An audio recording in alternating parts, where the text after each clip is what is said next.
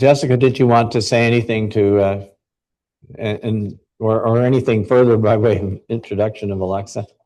Thank you. Through your worship, I just wanted to say this report brings forward the final 2025 asset management plan for council approval.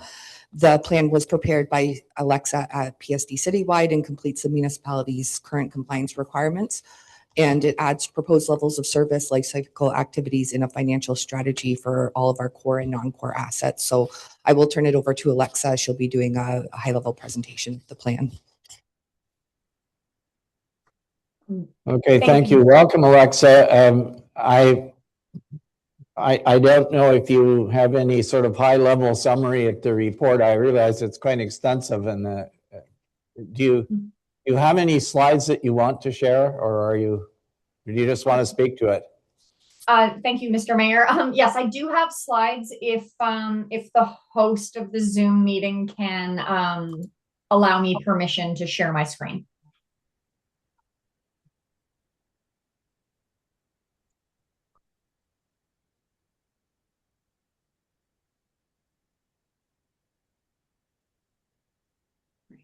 Can you see that presentation? Yes, we can. Thank you.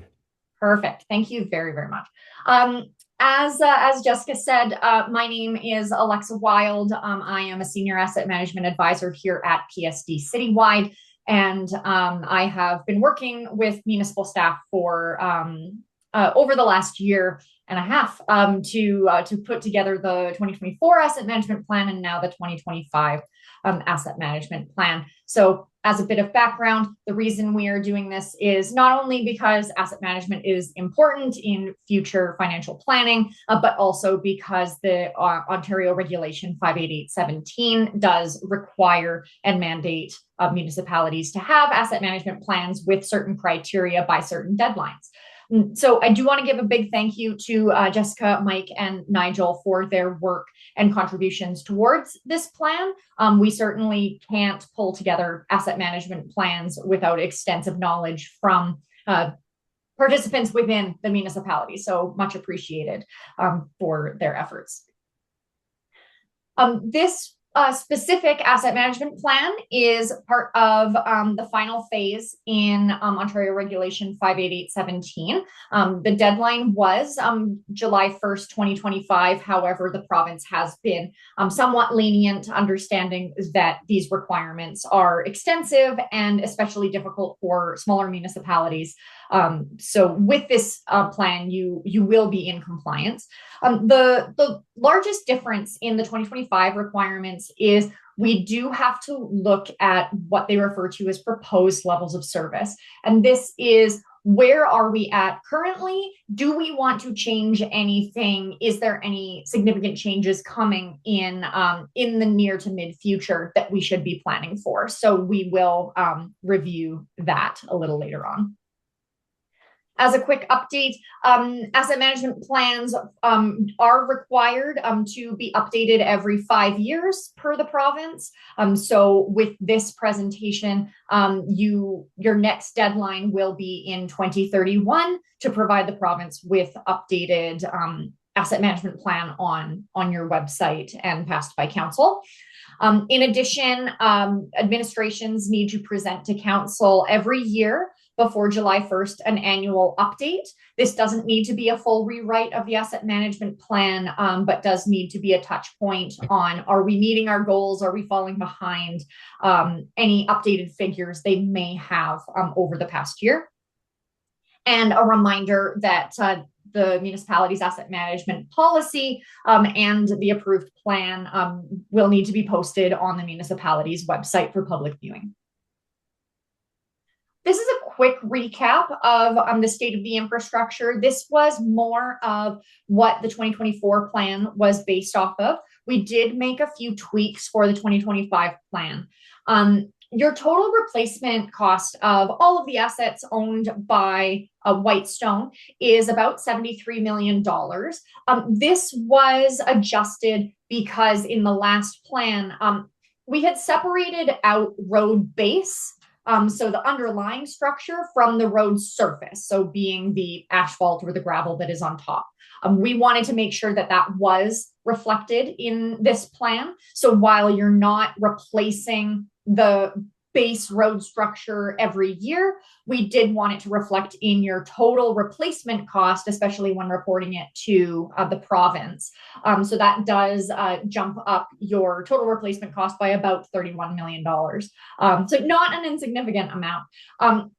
The largest portion of your infrastructure is certainly your road and bridge network to support transportation needs, followed by buildings, vehicles, and land improvements. The overall condition of the asset portfolio isn't in too bad of shape.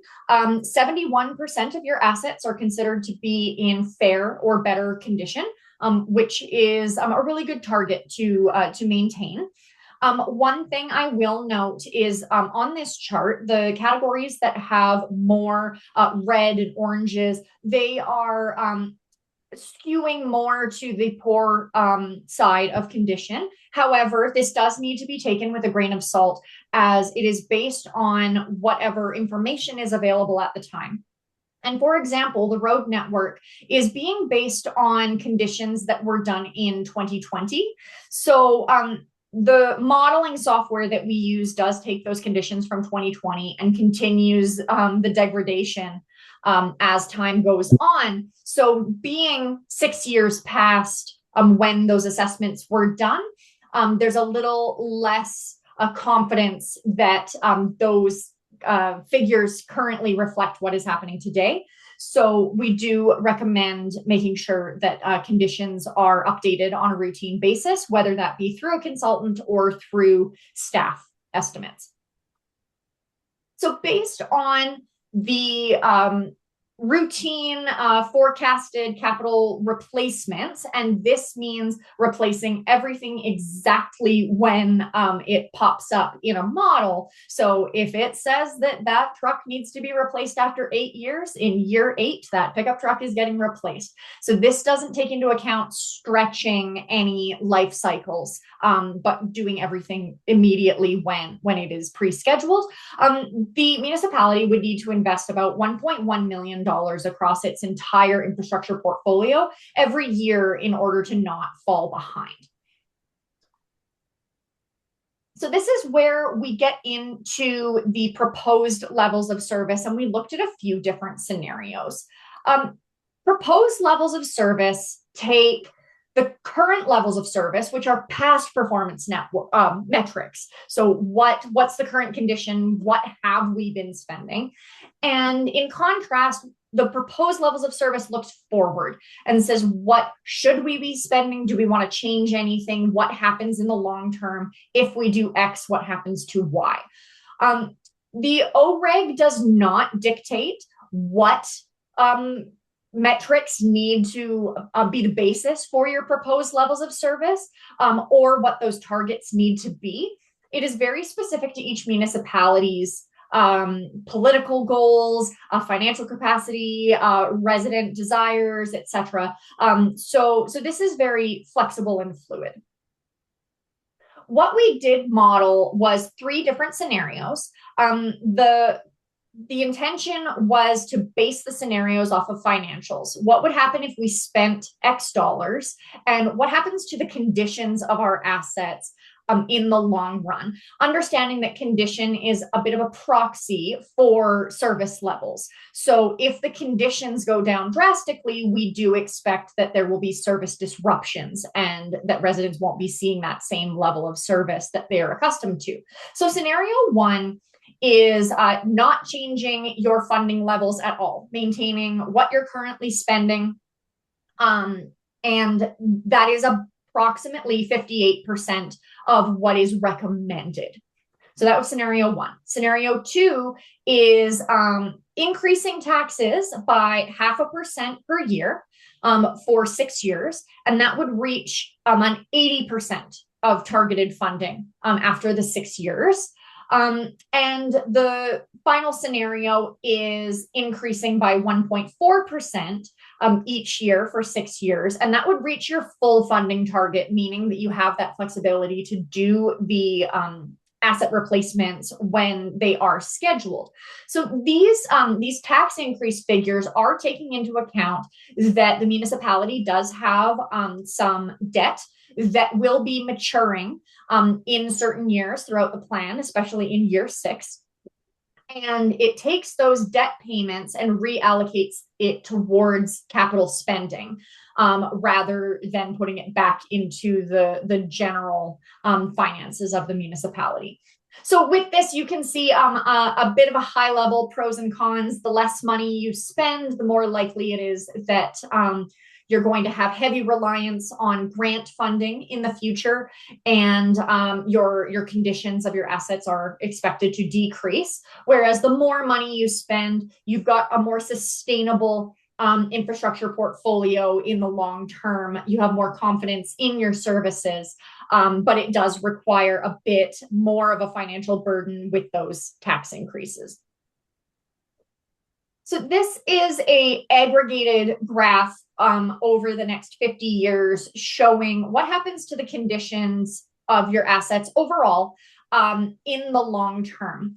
If you're spending on that top line is 1.1 million per year, the middle line is 900,000 per year, and the bottom red line is if you continue to spend 652,000 per year.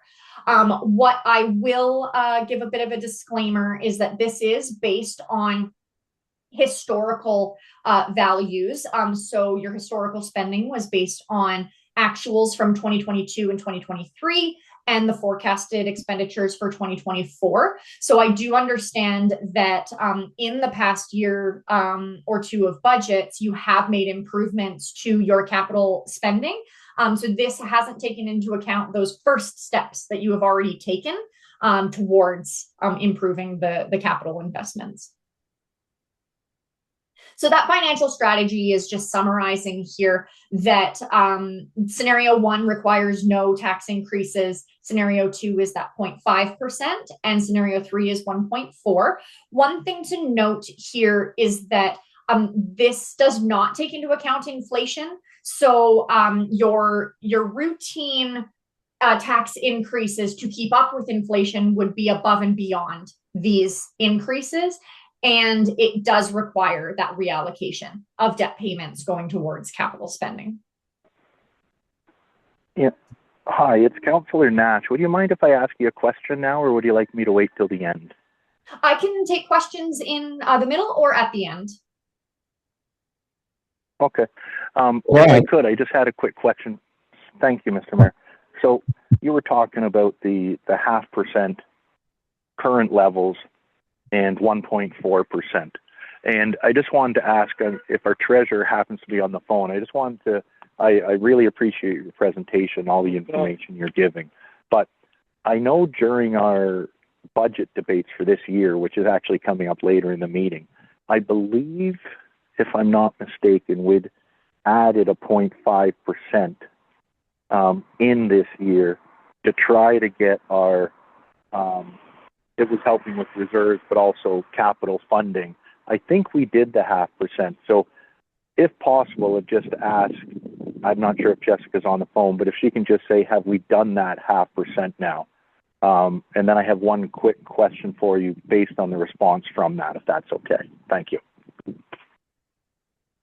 Thank you for your question. Through your worship, we included the 1.4% both in the 2025 budget and the 2026 budget. So our contributions to the asset management reserve were increased by 1.4% of the levy. Okay, perfect. Thank you, Jessica. And when I remember we did something, we went back, maybe was it 1 year, and you added a number plus inflation. That had to do with what we're talking about. Am I correct? Yes, it was the target funding that we adjusted by inflation. So the 1.1 million, we adjusted to $1,124,200, which was a 2.2% increase. Perfect. So here's my question, and thank you to both of you so far. So if we, let's say next year, missed that 1.4% and missed the inflation, the following year, you know, it kind of, I'm saying it to everybody listening. If we miss 1 year, it really starts compounding down the road because you're missing your 1.4% in 2027. You'd have to double. Like, it's really important if we want our system to be good and be able to replace stuff when we want. I'm not talking about our reserve contributions for a rainy day, but this 1.4, if we can maintain that with inflation, you're saying that's a really good job as a municipality if we can do that. Am I correct on that? Yes, that actually ties very nicely into this next slide. And I am sorry, I'm not sure why the dollar figures aren't showing up on here, but it reflects the exact sentiment. Over the next 6 years, these bars grow your overall available funding for capital spending, and it does take 6 years to get to that target. So every year that you don't include the increase to close that gap, you are pushing that out by another year, and it additionally compounds if you don't increase to inflation. You're actually reducing the amount of available spending, since the infrastructure costs don't care that your budget didn't take into account inflation. The construction costs are still going up, so your dollar doesn't go as far. So it is important to make improvements year over year. If 1 year maybe isn't perfect, I would say to still strive to do as best you can, rather than maintaining a 0% increase, which really results in negative in the long term, if that answers your question. No, it answers it very well. And again, this doesn't have to do with what we're putting into our reserves, though. This is just what we're investing in capital, not what we're putting into reserves, correct? And that's my last question, and thank you for your presentation. So these figures are a combination of capital expenditures and reserves, because the point of this long-term asset management planning is about what figures should be spent on average year over year over year. A great example of this is bridges.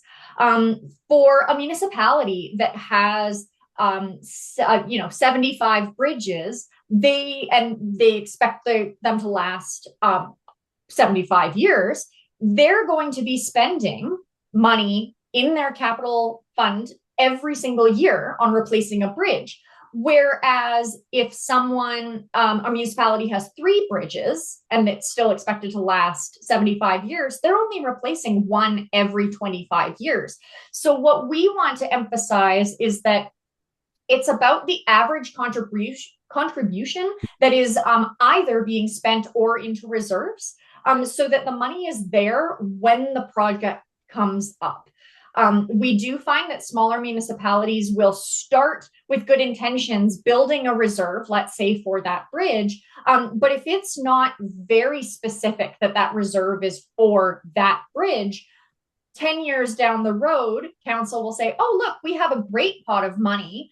We want to do X, Y, Z with it. And they kind of lose track or lose sight of that long-term goal of funding that bridge. So ensuring that year over year, if you have a year that has less capital expenditures than the average, that capital funding is reallocated to a reserve, not spent on nice to have projects. It's okay to have nice to have projects, but they do need to be looked at from a budgeting level as an additional cost, not something that also comes out of your asset management or your existing assets funding.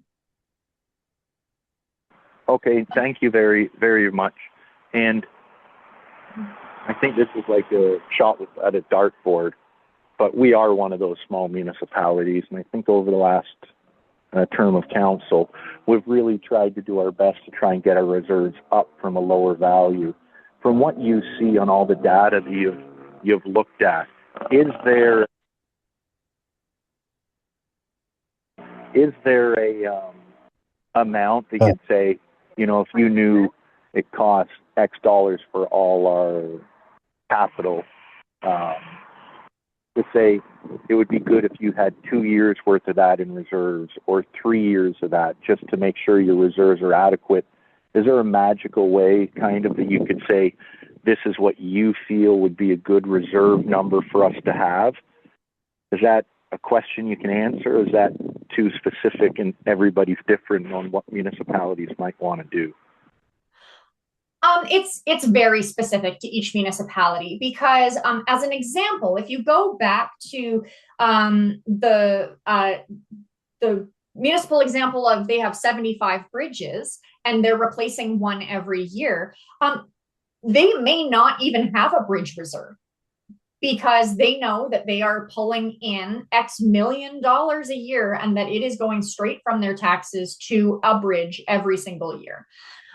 So I think it's more important to understand your long-term capital plan, which is separate from your asset management plan, that is saying what major expenditures are we looking at in 5, 10, 20 years so that we aren't caught off guard when those larger expenditures come.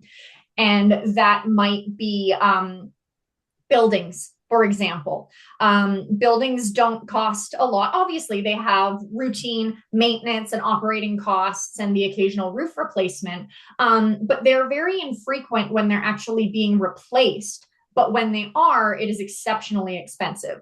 So I would encourage you to do those long-term planning studies to understand that if a recommendation is coming up saying, oh, replace your municipal hall in 2045, well, 20 years actually isn't that far away when you have to start squirreling away money in a reserve. So really looking at those long-term figures to determine what you need to be spending every year for those big expenditures and making sure that they're in reserves that aren't being touched for other purposes. Okay, thank you very much. And I think a good example of that for us as a municipality, you might have seen it, but you might not have because you say your dad is a couple years behind, is, we did a good job, but we could have done better. We had to replace a pumper truck, which was, I'm rounding, $800,000. And we took some money out of reserves. Unfortunately, we did have to take a loan that is a 15-year loan that I wish we didn't have to do. Yeah. However, the fire department in each year's budget since then has been putting enough money aside so in 15 years from now, when the next pumper truck has to be replaced, we have the money there. So in a perfect world, as you're saying, we'd always have the money and never need to take out a loan to replace a culvert along Halls Road, I'll call it, or to do something on Balsam Road because we'd have the money there because we've pre-planned for this in our long-term plans instead of taking out long-term loans. That's if we don't need to do that, we have the money there. That's kind of the perfect scenario if we can get to that. Councillor Nash, can you do a really good job. Continue, please? Thank you. Oh, could you say that again, Mr. Mayor? Sorry. I just asked if we could let our presenter continue, please. Oh, sure. Yep. No, I was done with my questions, and I appreciate her answers. Thank you. To follow up on the councillor's comments, the long-term goal of asset management planning is to not require long-term funding from a loan or debt perspective. We understand that there are large expenditures that it may be inevitable, but for day-to-day routine replacements of your roads and your fleet, etc., the goal is to not require those loans. So to wrap up, the recommendations and next steps are your inventory is fairly new. We compiled the inventory based on some of your tangible capital assets inventory, added in some assets that maybe weren't being accounted for. We did a lot of work to make sure that we were happy with the figures going into this, but there is still improvements that can be made to the data that goes into this report. So we would recommend assessing and updating replacement cost data on a routine basis. We know that costs change and fluctuate based on what's happening in the world, etc. You know, the cost of oil right now is very high, so I suspect that anything related, like asphalt costs, will go up. Review the life cycle strategies, such as what is your long-term goal and plan for your asphalt roads. How often do you want to overlay them? Do you want to do a crack sealing program? Is that worth it? How often are you doing drainage assessments on gravel roads, etc.? Just to fine tune to make sure that the plan is reflecting what is actually being done. And developing a condition assessment strategy to implement on a recurring schedule, so that you know we are doing condition assessments on our roads every X number of years, and this is the criteria that we want to use. That doesn't necessarily have to be a consultant every time. It can be internal staff, depending on capacity. But this kind of data is very helpful when it comes to asset management planning. A continuous improvement. Asset management plans are not a document that just sits on the shelf and we don't look at for the next 5 years. We do want it to be a living document that, as those updated replacement costs are calculated and as new condition assessments come in, we want that to inform the long-term planning and also help with the annual report to council on whether you're making progress on the recommendations. So keep this on the side of your desk and make sure that it doesn't just collect dust. And then look at your levels of service and see, are there specific metrics that you want to be tracking? Is financial the way to look at these targets? Is condition? Is number of people, number of vehicles on this road? There's many ways that you can track service levels. So just investigating if there's any particular thresholds or metrics that you want to be tracking specifically. The next steps are to consider the asset management plan in budget deliberations, so that this isn't just a asset management plan in isolation. Consider what supports administration may need to improve the confidence in future asset management planning. For example, if they don't have the staffing capacity to do those road conditions, can we support them in funding a third-party condition assessment? If they don't have time to understand the replacement costs, can a consultant help with gathering that updated information? And then developing an internal process for regular review and tracking of progress and reporting to council. So as I said in the beginning, your next iteration of the asset management plan is due in 2031, with annual updates to council being required every year in between. So I can take additional questions now. Okay, thank you. Councillor Lamb, questions? Yeah, thank you. Thanks, Alexa. I feel like I know you because every day I ask you to turn my lights off and on and what the temperature is outside and all kinds of things. So, anyway, just a small thing. On your introduction on page, 2.1, you talk about the primary lake bodies, and you've got Wilson Lake in there. Wilson Lake is just a puddle.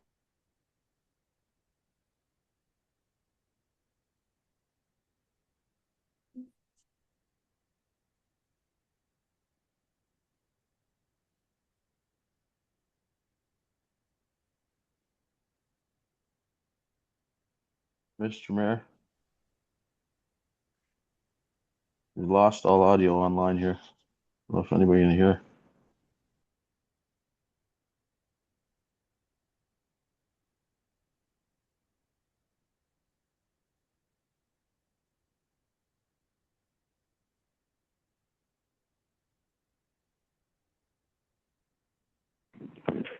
Yeah, Mr. Mayor, sorry, I'm not sure if you can hear me, but Councillor Woods and I have lost all audio. If anybody's speaking. I can hear Councillor Nash and Woods, but not the question in council.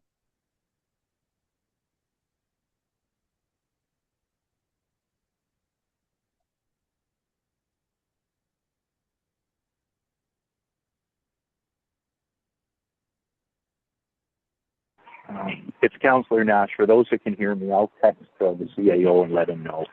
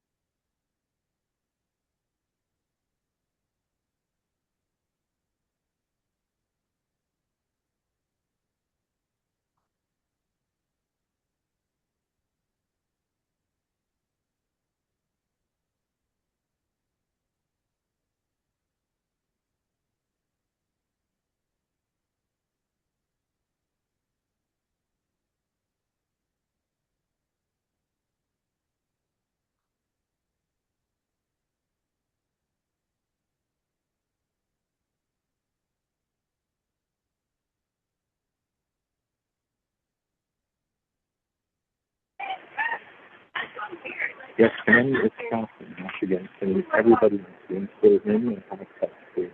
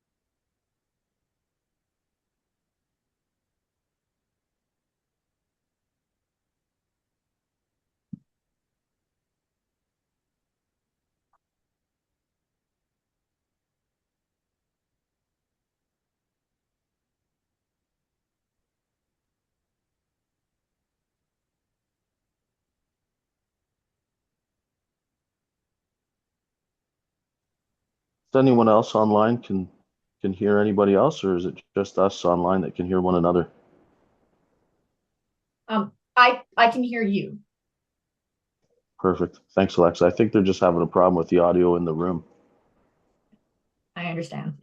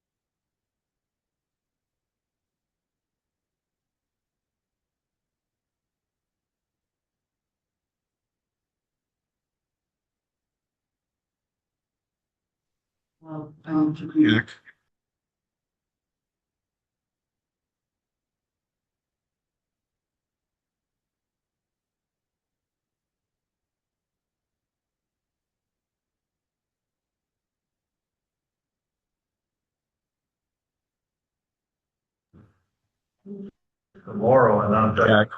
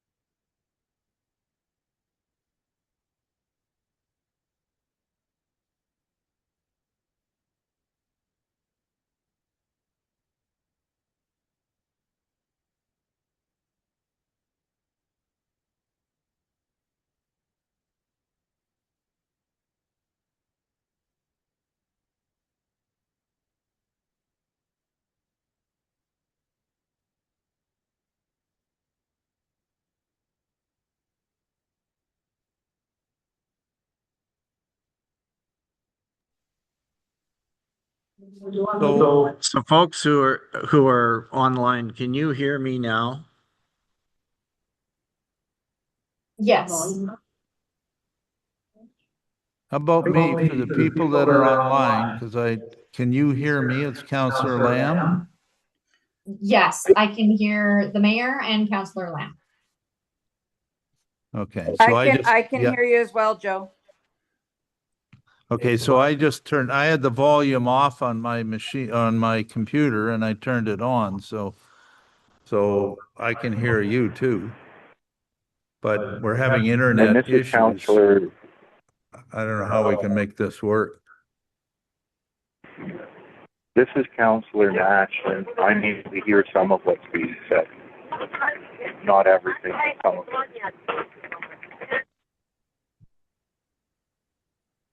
Can you work it off my computer? I can hear them. I think what it can't do is go through the sound system. Yeah, that's the problem, yeah. People would have to speak into this computer. Pardon? I'm saying if it doesn't go through the sound system, people would have to be here talking to this computer. Well, or mine is the same, right? Mine is going. Maybe you could try plugging yours in, George, to this. Plug it into what, that? No, into, a second.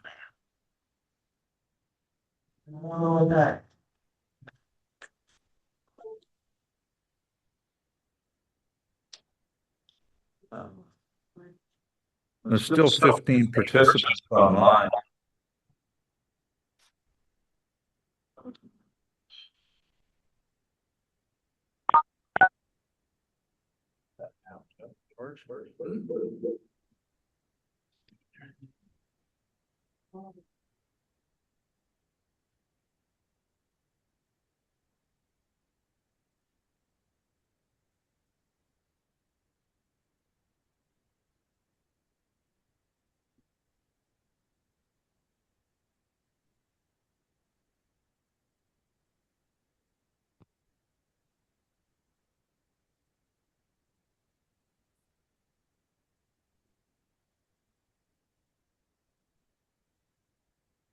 Test. Is anyone on Zoom able to hear this? Yes, I could hear that test. Okay, thank you. Yes, I could hear that test as well. Thank you. Turn off your mic. Oh, okay. Mr. Mayor, I don't know if you can hear me. It's Councillor Woods. I can hear you guys, but it is extremely echoey online. Maybe it's just me, but. Yeah, really Can you hear me, Councillor Woods? I can hear you now. Yeah, we're trying to get a different connection. Is it working now? Yeah, it's working now.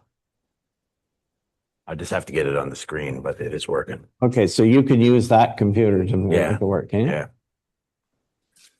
All right.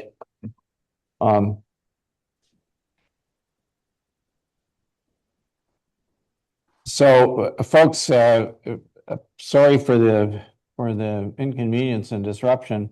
We're trying to get ourselves back online here. We've got the laptops that are connecting to Zoom seem to be having problems.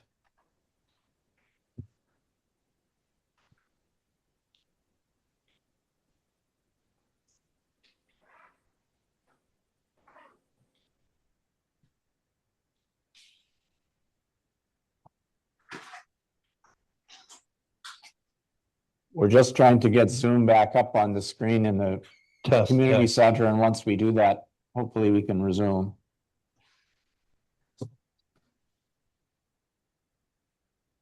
What are we doing here?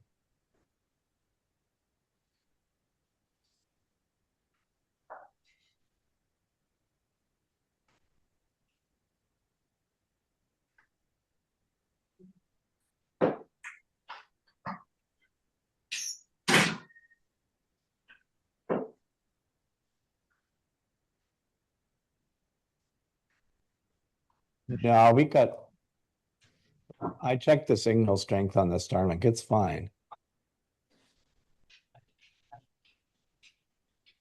Well, maybe they are having a problem then because Zoom is working fine now. But my phone has got a full signal I just from don't have it on here, the screen. from the That's all. community center. I'm also connected to Bell through on that laptop. It's connected to Bell through a hotspot. This is the hotspot. This is your connection. We're not using Okay. Starlink, so. No. No, I've gone off Starlink now. Well, Um, my phone's connected to the community center here and it's got a. is there a? Let me see participants. got I like a full- lot of participants here.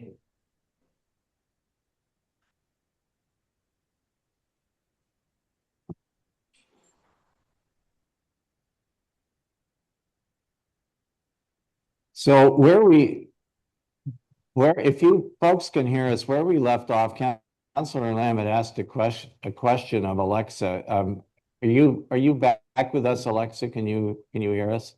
Yes, I can.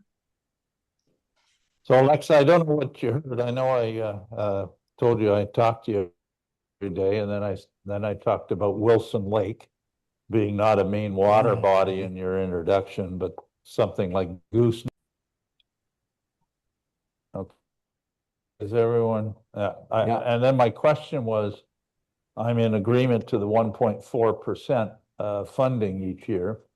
And we've done it in the last 2 years and need to carry it on for the next 6 to get back on track. But my question was about the provincial funding. Has there been any increases in provincial funding to support, the asset management plans that have come in over the last 5 years and certainly, stressing municipalities because they now know what they have to put away into I'll call it a reserve plan. So is there any additional funding that you're aware of? As far as I'm aware, there is no dedicated increase in infrastructure funding because of the asset management plans.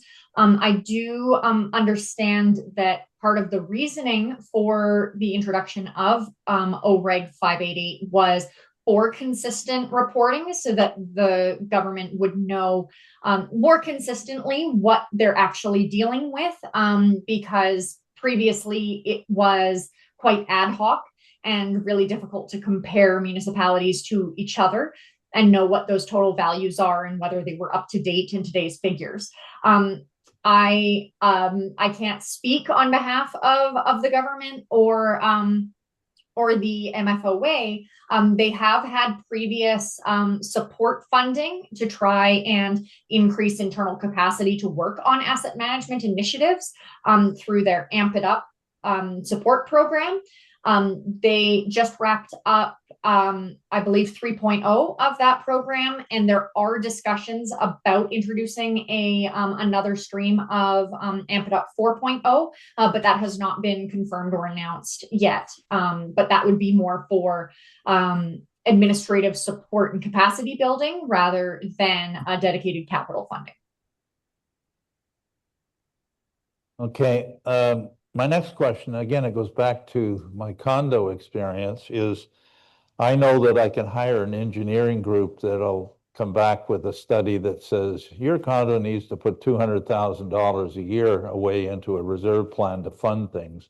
And I can go out and get another engineer who'll come back and say you need to put $350,000 away. And it's things like, well, you know, you need to replace your social room every 5 years, and the next one says every 10 years and whatever. So I see you nodding your head, Alexa. So what confidence can we have, and this is nothing against you, but what confidence do we have that this is legitimate, or that someone else might say you don't need to put all this money away? Is there any comment you'd have there? Yeah, so the biggest difference here is that all of the data that goes into this asset management plan is provided by your municipal staff. So when we talk to them, it's about what do you do to your roads? What do you do to your vehicles? How often are you replacing, etc. So the data may shift based on different philosophies as new management comes in for either like Public Works or the treasurer, etc. But the difference between those reserve studies and an asset management plan is that we are basing this off of the life cycle input from municipal staff. If they tell us a road in Whitestone lasts 30 years, we put it in as 30 years. If they say it lasts 10 years, we put it in as 10 years. Because we trust the people who are interacting with the infrastructure every single day, as opposed to a generic figure that says, like you said, the social room needs to be replaced every 5 years. So your group or no group before you, going back to 2020 or whatever, ever went out and actually assessed roads and buildings and that sort of thing? You just asked staff and they said, here's the condition. Is that true? So it depends on what category we were talking about. We take existing information or like whatever is available. So for example, the roads, the conditions were based on the 2020 road needs study. The bridge conditions were based on the 2023 Ontario structure inspections. Buildings were from a 2023 building condition assessment. And then some of the gaps were filled in with staff estimates. But we also engaged with staff about life cycle and whether we needed to make any adjustments on estimated lifespan. So all of that gets kind of compiled into the data output. Okay, I have a comment and then one final question, and thank you again for coming. I think this is very important information, and I think it needs to be communicated to our ratepayers. To expect, for instance, 1.4% increase as a bottom line, as a starting point in upcoming budgets into the future, at least for the next 6 years. So I'd like to see the highlights of this built into our newsletter that's coming out in May, along with the budget, because I think you only get so many ways to communicate, and letters are sent out to everyone. So I'd really like this to go into our newsletter, and I don't think it's too late now to do that. So I'd ask staff to do that. And if anyone thinks we shouldn't, then I guess now is the time to speak up. My final question is, how do we compare to other municipalities, rural, small communities like ours, overall, as you look at the situation? Are we in the middle? Are we good shape compared to them? Or are we in bad shape? I would actually say, like, this is just anecdotal, but I would say that you are above average. You're doing better than the average, especially for small municipalities. Going back to the figure of, I believe it was 71% of your infrastructure is considered to be in fair or better condition. That's actually quite a stable place to be in. So you're less so playing catch up on the conditions and then maintain. You're in a decent position to increase the funding and be in that maintenance phase. Additionally, the implementation recommendation of 6 years is quite low. We do see other municipalities where, in order to keep tax increases reasonable, we are looking at an implementation period of 10, 15, or 20 years. So I would say that Whitestone is actually in quite a good position compared to other municipalities in Ontario. Okay, thank you. And I would like, as we're communicating this to our ratepayers about the 1.4%, that we also note that we're in good shape compared to other communities such as ours, so that it's a caution but a good news story compared to others. So thank you. That's the end of my questions. And again, thank you for your hard work, and thanks staff for their hard work. So thank you. Thank you. Councilor Bray. Yeah, I have a quick question. I'm not sure who it would best answer it, and it might be our treasurer, but she's behind the podium, so I can't see her. I know you're there. Do we have the ability then to put in a graph or in some kind of a form to say over the next 30 years what all the things we're going to have to do? That's what I was wondering. Like, do we know when the windows have to be replaced in this hall, or when the roof needs to be replaced? Do we have that kind of information in a program, Excel program or something? Thank you for your question, Councillor Bray. Through your worship, we do have a spreadsheet from Alexa that she compiled using data from the onset of working on the 2024 asset management plan. It is at a high level, so Mike and I will be diving into that in more detail. So for example, your questions about facilities, we don't have facilities broken out by component. So we wouldn't be able to know when the windows need to be replaced, but we'll be looking into adding that detail into our database. Okay, thank you. That was one of the things that it's nice to have all this information. And Alexa, thank you very much for your report. I just wanted to make sure that we could drill down a little bit further into it to make sure that we're planning for the specifics in the next 20 years and making sure that as far as the equipment goes as well. I mean, we have the road study, we have the culverts and bridges, but it would be good to have something a little bit more in detail about the buildings and the fleet, I think. Thank you. Thank you. Councillor Woods, did you have any questions you wanted to ask? Oh, Mr. Mayor, I'd like to thank Alexa, though. This is a very good report. Very much appreciated. All my questions have been answered already. The 1.4% annual tax increase as a start point, that's good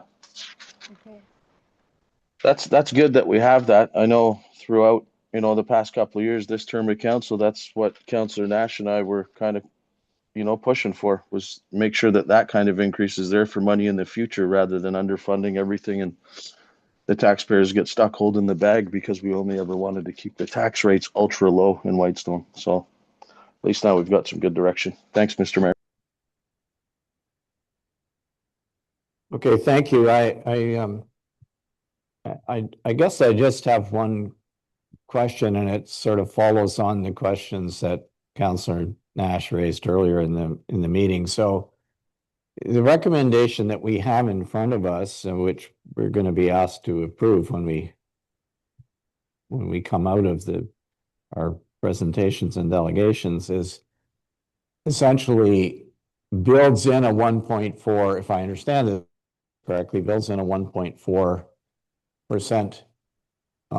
And that's a tax rate. What I'm hearing is that it's a tax rate increase, and it's actually 1.4 plus inflation. And we are going to have, I suspect, certainly next year, I would say we're going to have more in just a general inflationary increase, which could be somewhere between 2% and 3%, I'm imagining. I mean, costs are going up for a lot of things, like anybody uses diesel fuel, you know what we're paying for that now. So my question is, are we starting, like when we go to do this next year, are we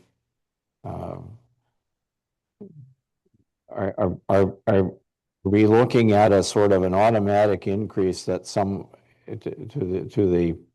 to our portion of the budget that's around 3% as a starting point, without, and this is then goes on for this accumulates for the next 6 years? Is that what this means? Like 3% next year and then 3% the year after, and for 6 years? Is that?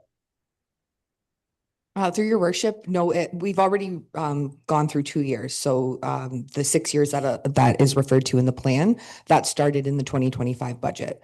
So 4 years post 2026, we have to build in that 1.4% increase, and it's 1.4% of the levy. And then that funding target is what has to be adjusted for inflation. So then we have to compare against that to see where we're at in terms of reaching that funding target.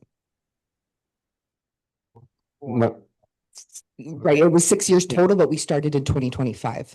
Okay, that's helpful to note. I'm suggesting though that there will also be increases required to be funded from a tax rate increase that have nothing to do with asset management. They are year-over-year increases in operating costs, correct? Yes, that's correct. But in terms of our contributions to the asset management reserve, it would just be that 1.4%. So that's of course assuming that we're not adding new assets. Correct. All right. I mean, I'm really trying to get, I guess, at the decision about the 1.4%, and I think it's great if we can do it. I'm just concerned about what happens when we're in budget cycle in another year. If we're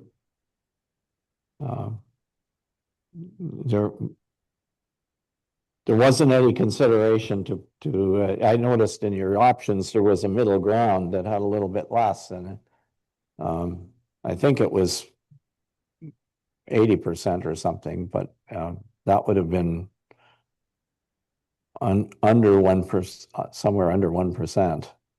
You didn't think that was,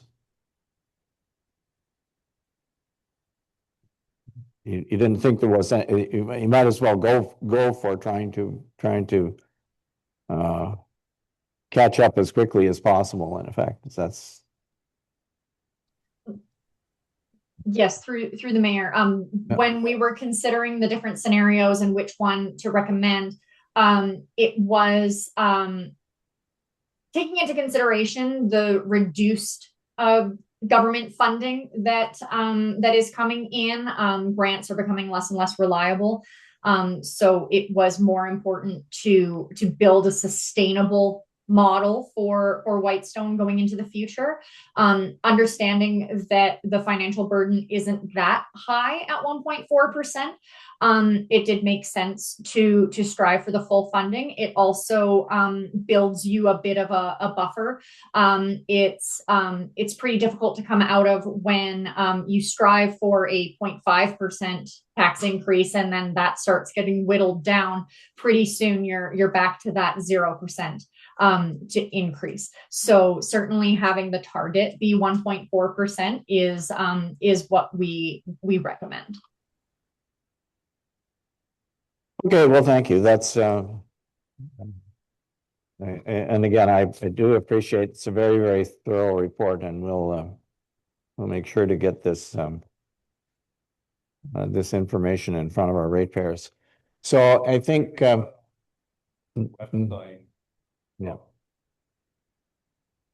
Yeah. So thanks again, Alexa.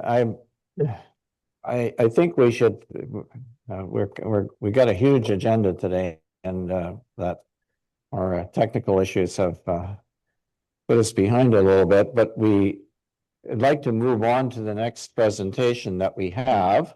Through you, Mr. Mayor, it's Councillor Nash. I just have one really quick follow-up question for Alexa on what you were just asking, if that's possible. So 20-second question.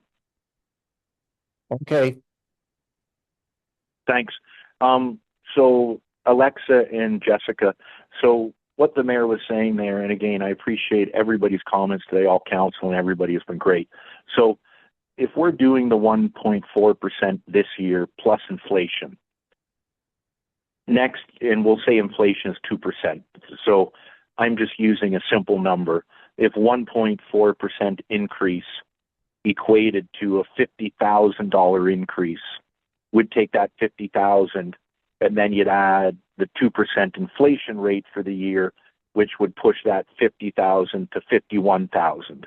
And then next year would do another 1.4% plus the inflation for 2027, but also would have to include the inflation from the previous year, right? So the 1.4 number increases, but also that inflation number keeps getting added on to it as a dollar figure. It's not like we're taking 1.4% and adding 2%, so it's a 3.4% increase.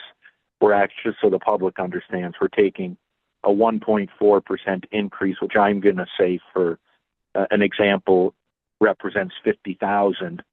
And then if our inflation that year was 2%, 2% of 50,000 is 1,000.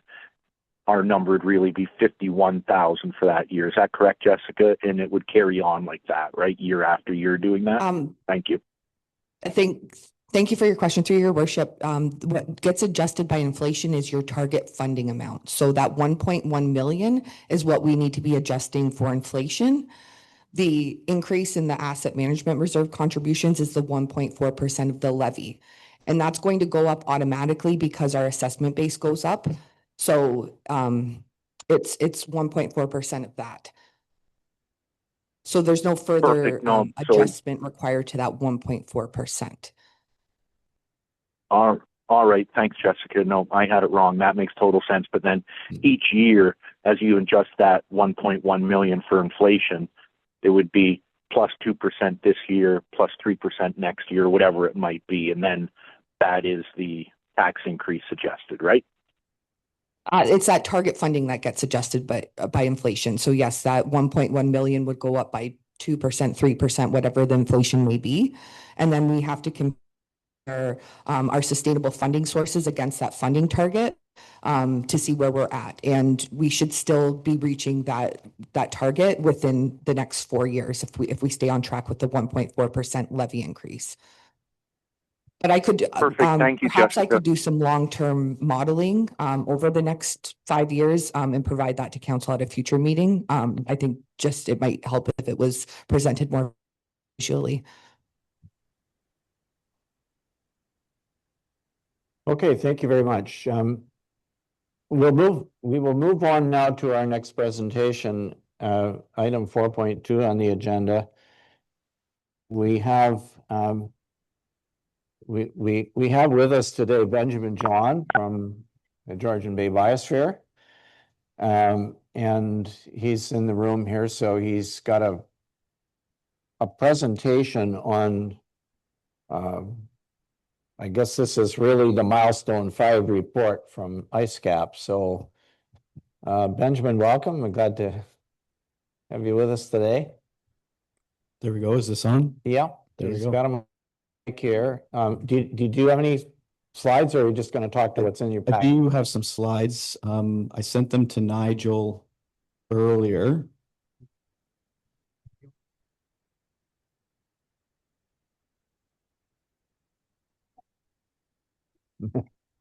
Might be able to share. But if we're having pulling them up, I can talk to them off the back of my hand. Says you are showing the municipality of Whitestone screen, but it's not up there.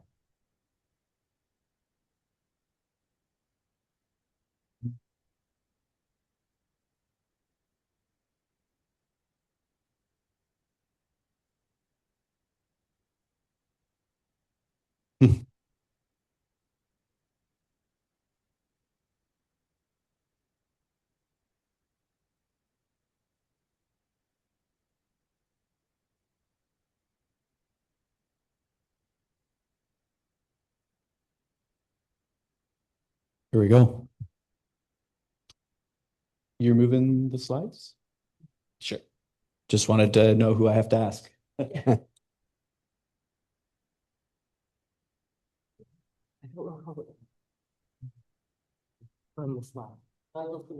Sure. Well, I can just begin and as things become available, we can move through it. I just want to say good morning, Mayor and members of council. It's great to see you once again.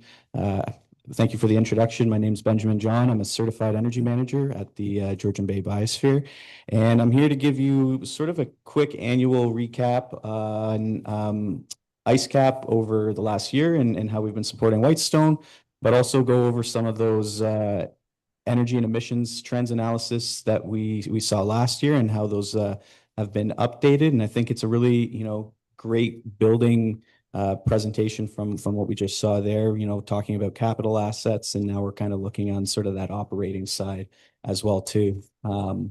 Next slide, please.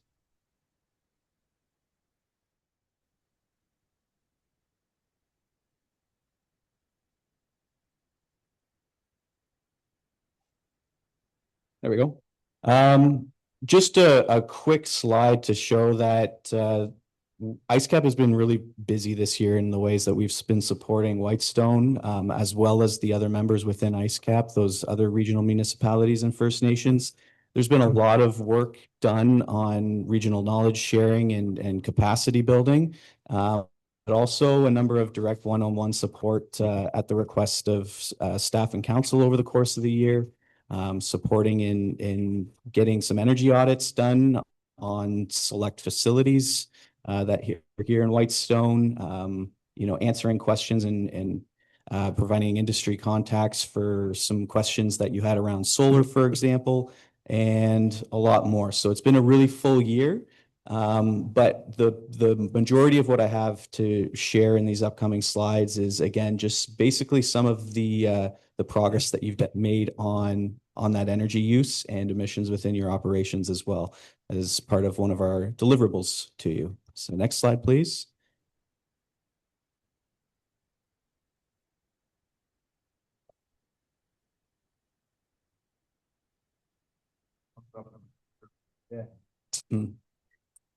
As before I get into some of the results, I'll just provide a little bit of a background as a reminder.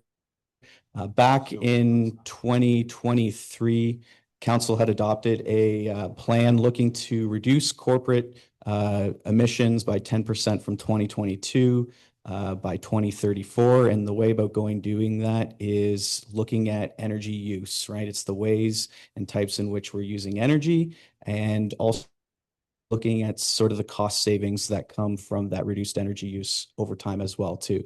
So trying to pair together those environmental benefits with those financial benefits. Next slide, please.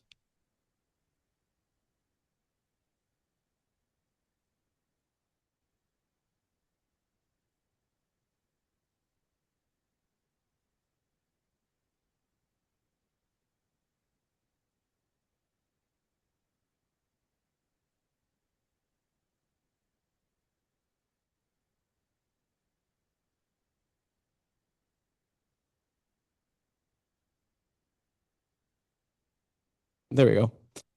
This is why do we track this data? I know a lot of the times when I come here, we look at a lot of this data, and it's important because not only has Whitestone show that you can have environmental benefits with those cost-saving benefits as well too, but we're seeing this across other municipalities within the region as well too. It's really those two right-hand columns that I want to share with everybody, and you can see the individual results as of last year, and as well as the cumulative results as well too. So within operations, we're seeing reductions in emissions across the board, and we're seeing cost avoidance within everyone's operations as well too. So you can see that the individual progress that members are having, as well as that, you know, cumulative over $500,000 in energy cost avoidance through that we're seeing with members in this partnership. Next slide, please.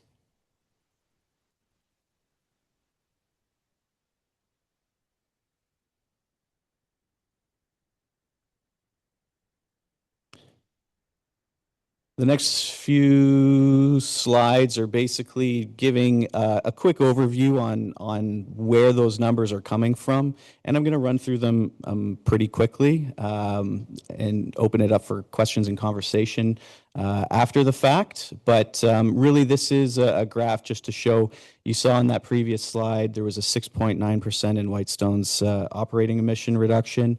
You, again, had set yourself a target 10% by 2034. If you were to maintain that, you know, similar level of reductions across the years, so you're well on track to meeting that target. And that's really all that this graph is showing. Next slide, please.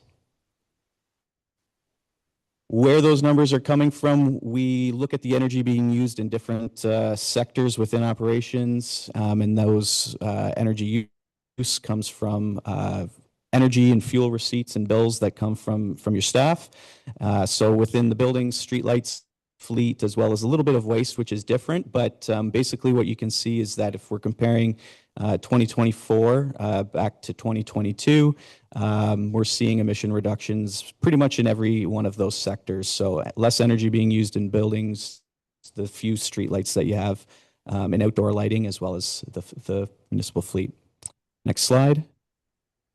I'll go through those emissions really quickly because, again, where those numbers are coming from are the different types and quantities of fuel that you're using. So, again, within buildings, fleet, streetlights, you're seeing quite consistent reductions in energy use. And, again, these are 2024 numbers. As you know, it takes some time for us to collect that data with support from your staff to process it and put it back into these reports every year. So we're looking at 2024 use just as a reminder. Next slide.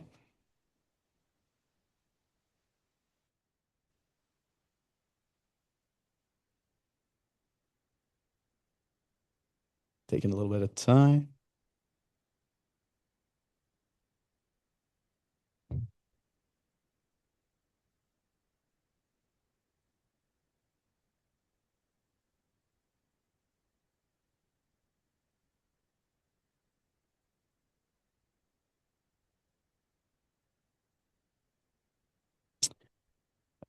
While it's loading up, this is also all of these graphs, as well as a greater level of analysis, can be found in those reports that are part of your agenda package.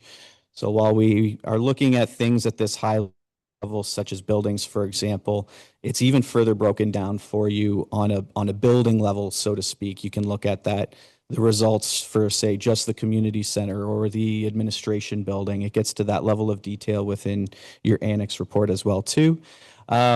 This slide here is just showing that, you know, as you're spending money or using energy, that, of course, costs as well, too. And as you've been able to reduce that energy use and changes in unit costs of different energy sources over the years, you've actually been able to achieve a direct cost saving on your energy expenditures between 2024 and 2022 as well. And you're looking at about, as you see in that bottom right-hand corner, that's about almost still an 11% reduction in energy expenditures between 2024 and 2022. Next slide, please.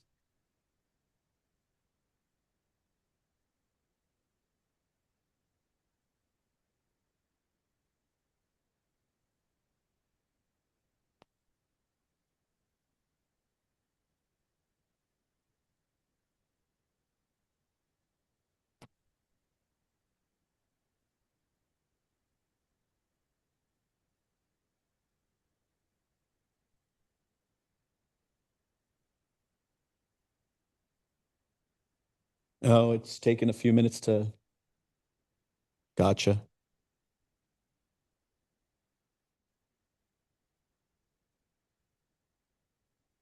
There we go. I won't spend much time on this, but this is pulling those two last charts that we saw together, the use change as well as the cost change. And over time, it's useful to see how changes in usage are also impacting changes in your actual expenditures as well too, because as you know, fuel sources and energy sources, the prices fluctuate for many of them over time and years. And it's we include this just so you can see how that comparison makes it at a larger scale. Next slide, please.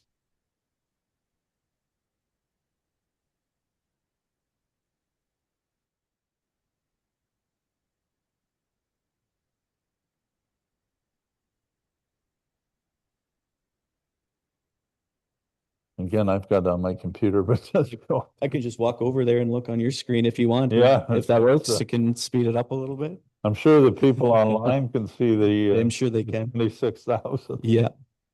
And yeah, this is my second to last slide, but this is just a graph that shows what's those cumulative cost avoidances over the time broken down by the different energy sources in the different sectors that you saw. So as we saw right at the beginning, total cost avoidance, which is a different metric than cost expenditure savings, is 26,000 over time. So again, this is a really good news story because it's a perfect example to show that you've been able to reduce operating emissions, have that environmental benefit, but you've also been seeing those financial benefits as well too in terms of direct expenditure reductions as well as cost avoidance.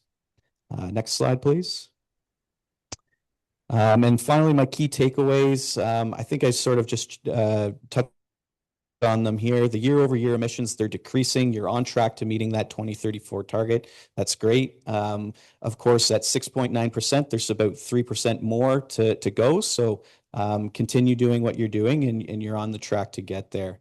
Efforts to conserve your energy, use it more efficiently, they're resulting in those financial those direct expenditure savings as well as those energy costs. And that's a principle that can be extended into the future as well too, as you're looking for efficiency opportunities. You can achieve, again, both those cost savings as well as those emission reductions. And lastly, energy prices fluctuate. I mean, we've seen that increasing as prices are increasing. And if usage increases or decrease, the values that you might see on some of these metrics, they compound into, say, either greater cost avoidance or greater cost increases. So what is in the control of the municipality to some degree is usage. And so as we're looking to long-term cost savings and financial impact, it's looking for those efficiency opportunities to sort of take hold of that usage component in the calculation. I realize I went through that quite quickly. I've got a lot of graphs to share, and I know it's getting close to lunchtime for everyone as well too. So if there's any questions or conversation about the update, I'd be happy to field those. Actually, there might be one more slide, Nigel. Yes, just a few future opportunities I wanted to highlight as well too. My apologies.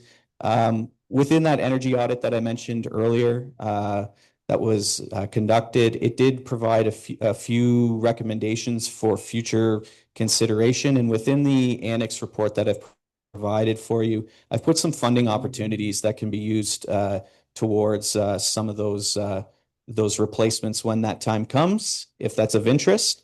And we can support you with leading and preparing those funding applications when that time comes. It's something that we've done with other IceCap members and have been successful in doing so. And obviously we'll continue supporting you with direct one-on-one support where that's needed. And we have a number of workshops, webinars, and learning opportunities that are coming up this summer and in the next couple of months too, that we'll be forwarding everyone because we'd like to see you there and join us. So thank you. Okay, thank you, Benjamin. Some questions on his presentation from council?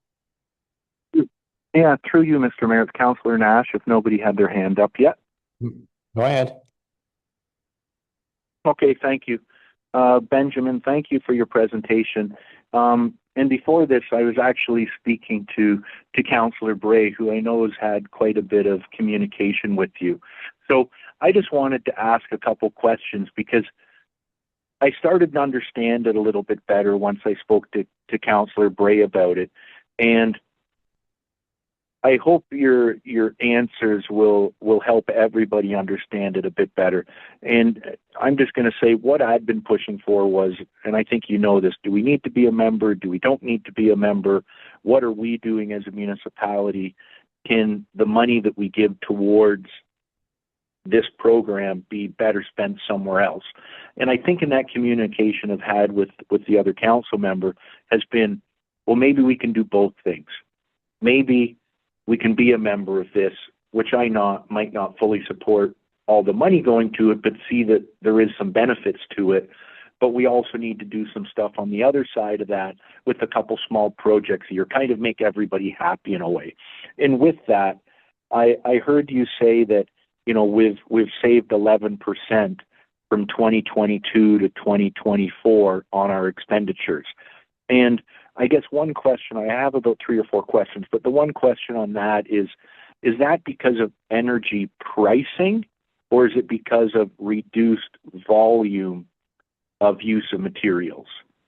So that's my first question. Do you know the answer to that one?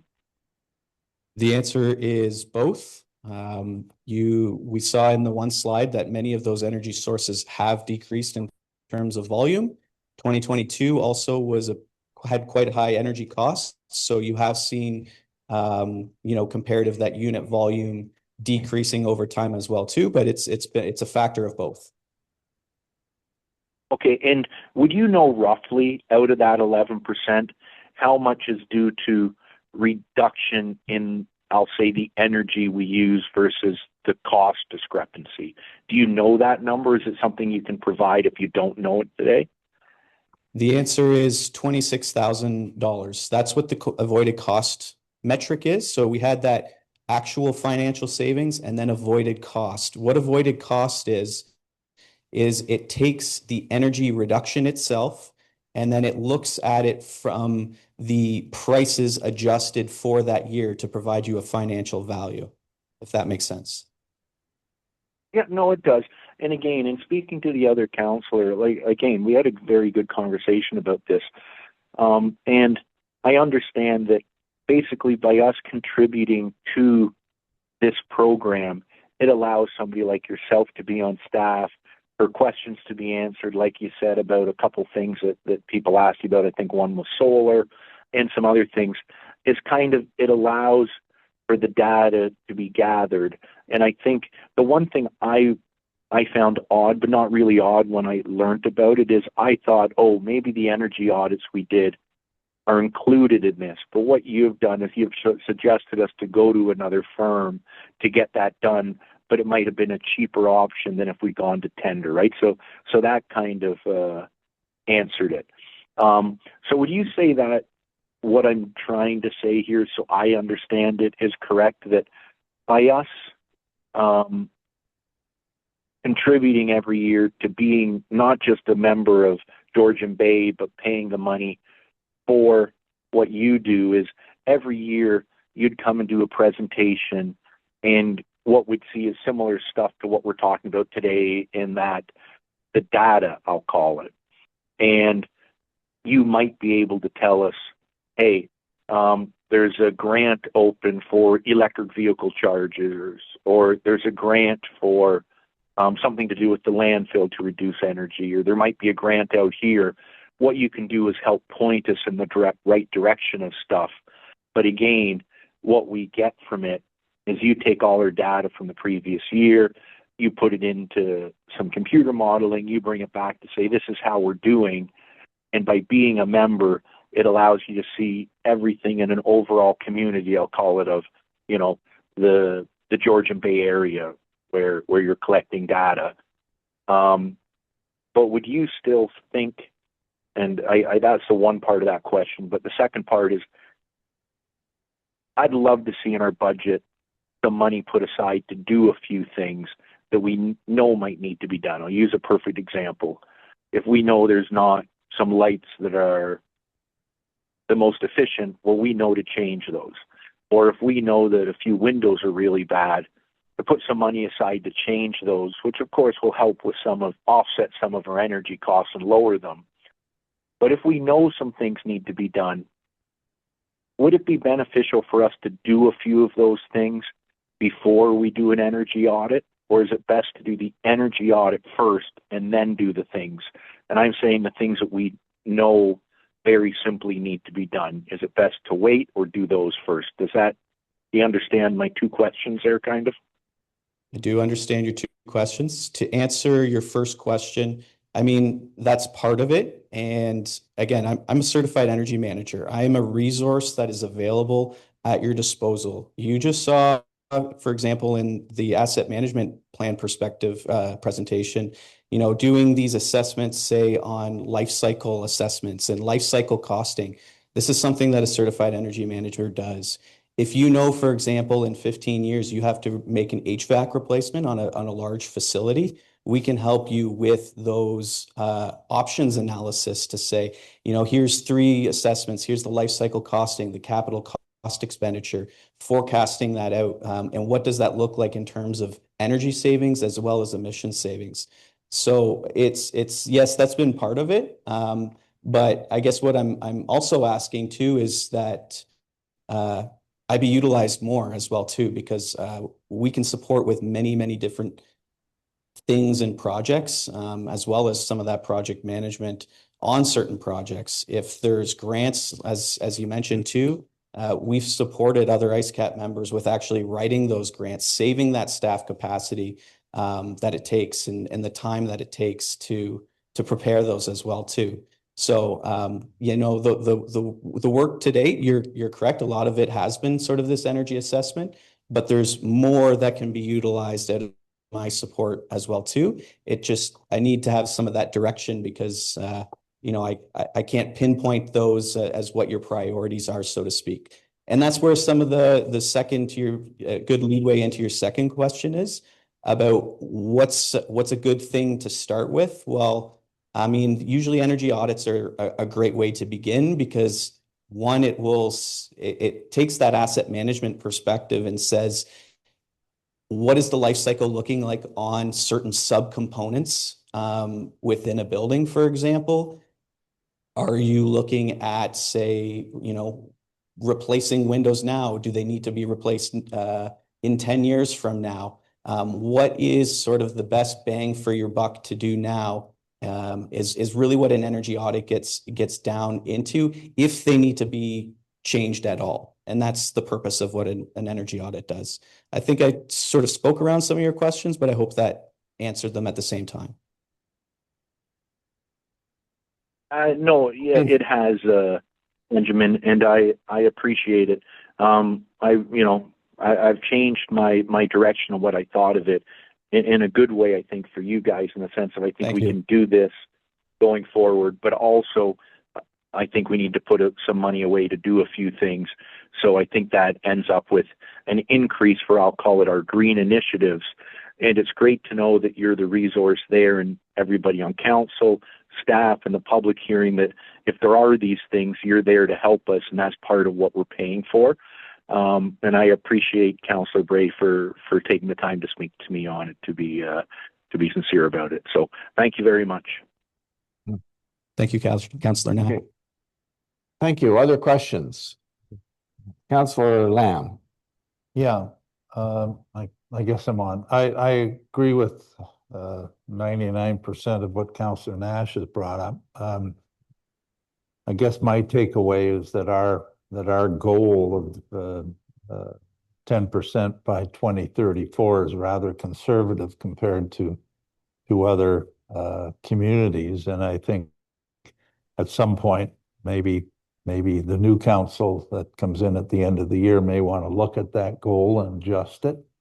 Even though we're on target to meet it, again, I think we can do better. I am totally supportive of this because you need data in order to measure what you're doing and how you're doing against it. So again, I'm supportive of what you're doing, Benjamin, and hopefully you'll continue to help guide us. I like the grant writing. I think someone has to get with staff and find out what grants are available so that we can apply to them or for them, and they come to council and get approval and things like that. I think that we can do both. We can stay within IceCap and do the data, and we can come up with some green initiatives. I don't know, for instance, all our buildings, but you look at this building, it costs quite a bit to heat it and air condition it and whatever. I don't know whether we have programmable thermostats in here that when people are not using it, it could be turned, the heat could be turned way down, or in the summer, the air conditioning, those sorts of things. And that goes for all our buildings, right? So that's something that wouldn't cost us very much money if it isn't being done now. And I don't know that it is, and we don't need to get into a debate, but there are things that are not very expensive that we can do to help us in this area. My final comment is that I'm supportive of this because we really don't put a lot of money into climate change when you look at our overall budget. We do this and we do a few green initiatives, but not a whole lot. And maybe we need to look, as Councillor Nash says, at putting aside more monies into this sort of thing into the future. So those are my general comments. And again, thank you, Benjamin, for coming out, and a good report and an informative one that can help guide us going forward. Thank you. Thank you. Councillor Bray. Yeah, thanks. Thank you again, Benjamin, for the report and for your presentation, because I think it helps everybody to understand a bit more about how we're progressing. It's been slow, but we are making progress, which I'm happy to say. To Councillor Lamb's point about us being conservative, yes, we are conservative. The former CAO and I thought we should be on the conservative side to get started, but that also can be amended, and in a different year we can be looking at it, or we just continue on and we exceed our target, which I think is also okay. If we exceed our target, I think it looks fine. The other thing I'd like to point out too is that it would be probably good for us because we're purchasing 2 new vehicles this year, 2 pickup trucks, whether we can look at pricing and long range usage, whether hybrid would be good to look at, because and whether they would be suitable for the jobs that they're doing. So I'm hoping that we can look into a few things that are going to be happening this year. Thank you. Okay, thanks. Councillor Woods, did you have any questions or comments? Sure, Mr. Mayor. Thank you very much. Benjamin, thanks a lot for all the information. I know you're kind of like the guru when it comes to climate change in these parts. You're a wealth of information, and I appreciate the help. I know there was kind of, I don't know, I'll say discussion around a bit of a slow start when it came to the the information and the reporting and the changes to, you know, and I'll call them environmental concerns. Yeah, we're conserving energy as much as we can. Market pricing on energy that we use is going to fluctuate, but it's good that we're at least trying to do this. I've always been one trying to push for different environmental things since I came on council, and I'm glad that now I hear all of council saying that they agree with it, because for years we've kind of put the environment, you know, kind of on the back burner, in my opinion, unless it was an election year. I mean, we could be doing a lot of different environmental things up here, but ultimately when it comes to the table and we vote on budgets, it seems like we're underfunding the environmental initiatives, like lake water quality testing for one. And it's a great idea, Janice. I like that you're talking about different vehicles that we could purchase. And I would fully be in favor of that. I mean, some of the vehicles that would be hybrid for the type of vehicles we would use here, I don't think we could afford them, to be honest with you. But there would be a couple areas. I know our chief building official is going to need a new vehicle. So if we could look at something like that, perhaps a hybrid for the CBO, I think that'd be a good idea. When it would come to pickup trucks and whatnot, I still don't think, personally, for the purchase price and the amount of wear you get out of a hybrid pickup truck, it's just not suitable for us. But everything we can do to look at environmental change in Whitestone, to me, is a good thing. So thanks very much, Benjamin. Okay, thank you. I have some thoughts about green initiatives and energy initiatives, but I think in the interest of time, I'll defer them till later. There's we do actually have another item on the agenda, item 10.3, which talks about building report and green initiatives, and maybe if there's if we manage to make it there.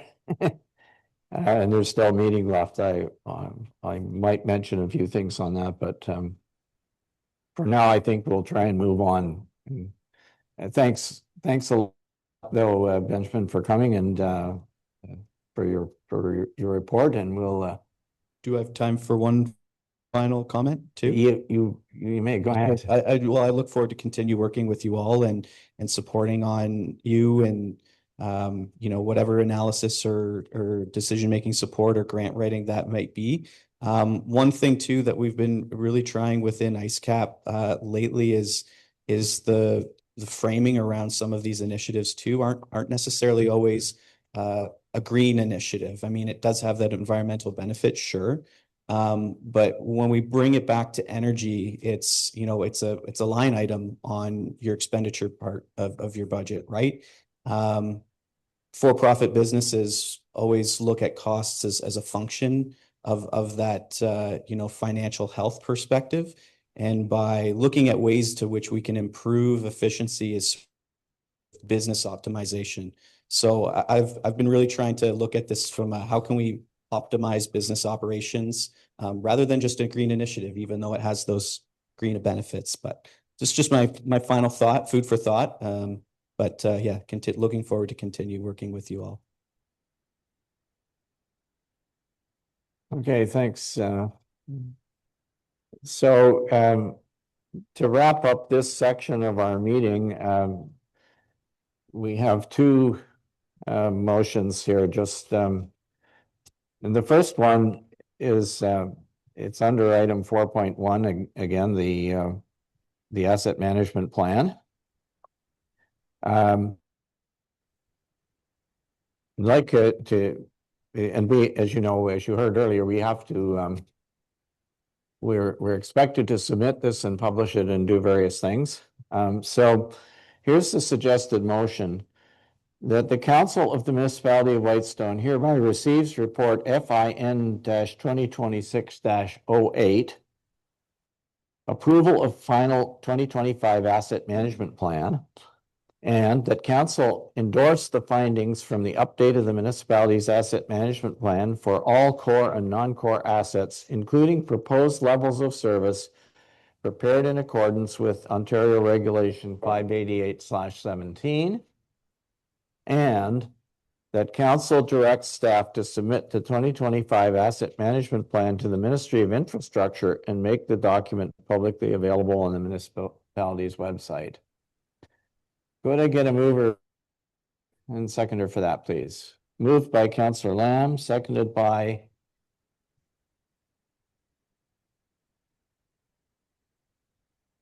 I can second Councillor Nash. thank you, Councillor Nash. Any further discussion? So then if I could call the question, please, let me know if you're, Councillor Lamb, yes. Counselor Bray, yes. Councillor Woods, yes. Councillor Nash, yes. and Mayor Comrie, yes, thank you. That motion is passed unanimously. The next one is a motion that Council for the Municipality of Whitestone receives with thanks the IceCap Milestone 5 report from Benjamin John, Climate and Energy Programs Manager at the Georgian Bay Biosphere. Mover and seconder, please. Councillor Bray is moving. Seconded by, I can second Councillor Nash. thank you. All those in favor of that motion? Councillor Lamb, yes. Counselor Bray, yes. Councillor Woods, yes. Councillor Nash, yes. And Mayor Comrie, yes. So that is that motion is carried. We're at about 10 coming up 10 afternoon. Our next item is to go into a public meeting. And we have three things to do in this public meeting. The first is a zoning bylaw amendment, an application for a zoning bylaw amendment. The second one is to approve the operating and capital budget, and the third one is the adoption of the fees and charges bylaw. So those are the items that would come in public meeting. So do we want to start? See, we would normally break about 12:30. Do we want to see how far we can get? Or do you want to? Yeah, let's carry on. You got a big agenda. Let's carry on for now. All right. We'll break for lunch in due course. So what we need to do then first is to move into a public meeting. I need a mover and seconder for that, please. I'll move it, Councillor Lamb. Thank you. Seconded by, I'll second, Mr. okay, sorry, I got Councillor Bray, that's okay. And all those in favor of moving into a public meeting? Councillor Lamb, yes. Counselor Bray, yes. Councillor Woods, yes. Councillor Nash, yes. Comrie, yes. So that motion is carried and it's 12:10 a.m. Well, 12:10 p.m., I guess. All right. So I'll just quickly give you the preamble that goes with the public meeting. Once again, in the room, we have Mayor Comrie, Councillors Bray and Lamb, and on Zoom, we have Councillors Nash and Woods. And we have staff in the room, our CAO clerk, Nigel Black, our deputy clerk, Wendy Schroeder, our treasurer, Jessica Sinkowski, and our public works manager, Mike Huggins. And we have also on the phone, I think, maybe our planning assistant I see is there. I think our fire chief are both there. So that's the participants in the meeting. I'll ask again, is there any disclosure of pecuniary interest in any of these three items that we're here to discuss? Okay, let the record show that none was declared. The protocol for the meeting is the chairperson is going to record those participants who are on the Zoom call. We don't have any members of the public in the room right now, so but if you're on Zoom with a phone number, I think there was one earlier. I don't see it now though, but if you're please identify yourself for the record. Please address all comments through me, and please state your name before speaking if you wish to speak. So we'll start off with I guess the first we'll do these one at a time. The first one is the proposed zoning bylaw amendment. The applicant is 2850490 Ontario Incorporated, which is Sean Breer's company. And so I'll ask our clerk if any notices or letters have been received in regards to that application. Thank you, Your Worship, through you.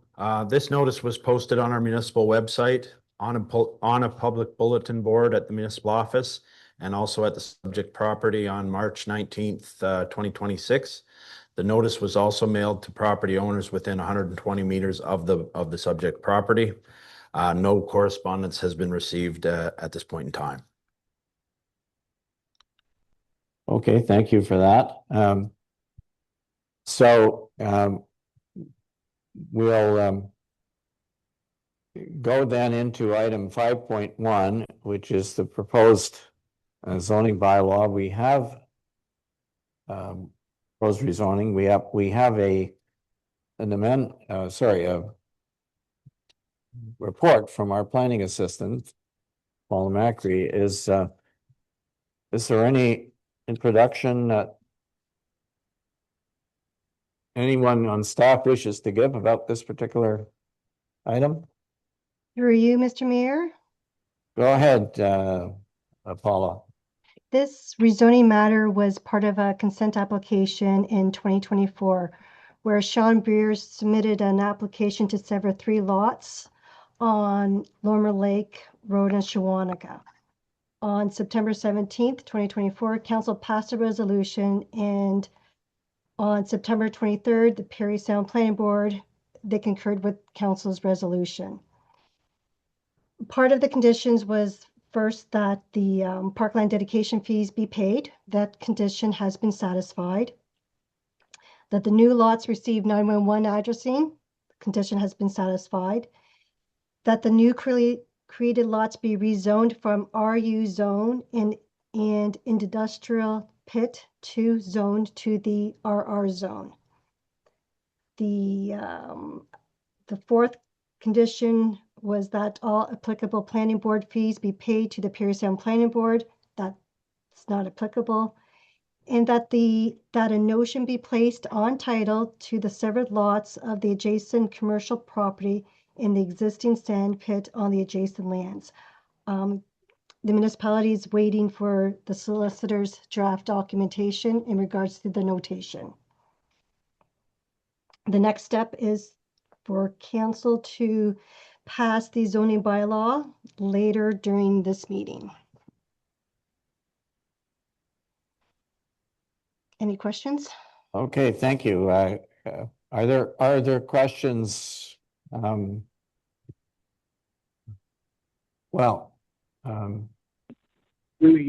was just noticing the applicant does appear to be on the call.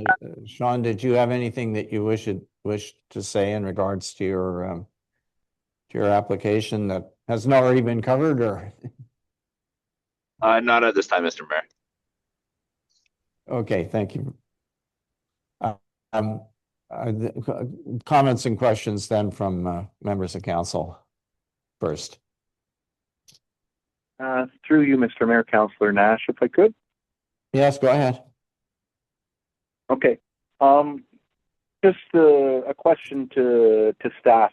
I believe you'd said that we're waiting for something from the solicitor in regards to the posting, in regards to the quarry.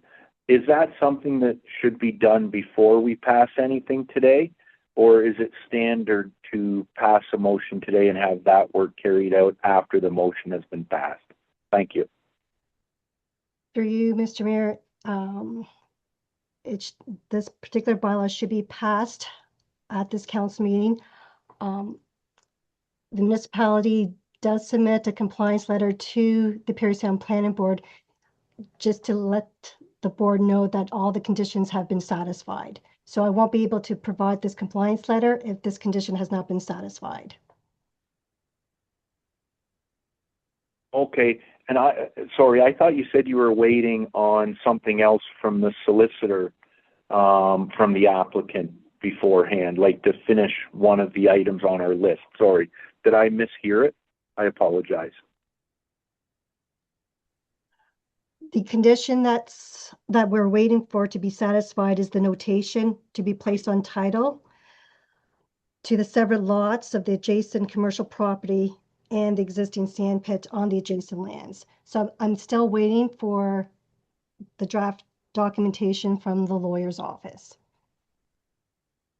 Yeah, So so therefore, I guess that's my That is, question. excuse me, that is a condition for registration, okay? Registration will not be complete until the rezoning is completed, so there's no need for that to be done now. That's simply a condition that before the title can be to the new lots can be issued. That's so it's not something we need to have before we can approve the bylaw.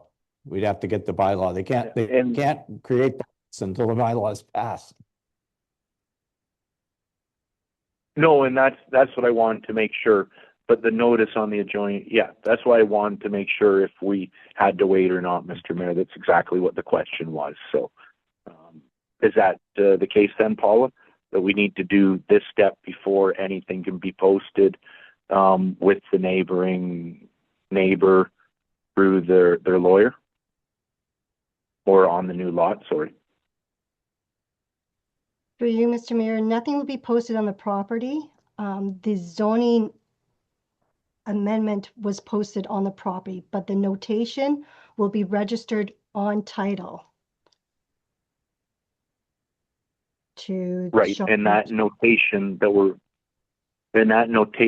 waiting for the wording of the draft of that notation to make sure whatever wording is there and the municipality or the applicant is happy with all the wording. That hasn't been done yet. Am I correct, Paula? That's still in the process of being done? Through you, Mr. Mayor, that is correct. It's in the process of being completed. Right. So that's my question. Shouldn't we wait to make sure everything's good with the wording and how it's going to be done before we pass this bylaw? And that would pass this bylaw once we know all that wording is satisfactory. Because once we pass it today, and I fully support the application, the applicant's application and everything, but if we pass something today and we don't like the wording that's done or something like that, it doesn't really matter after today. They can just write whatever they want, really, correct?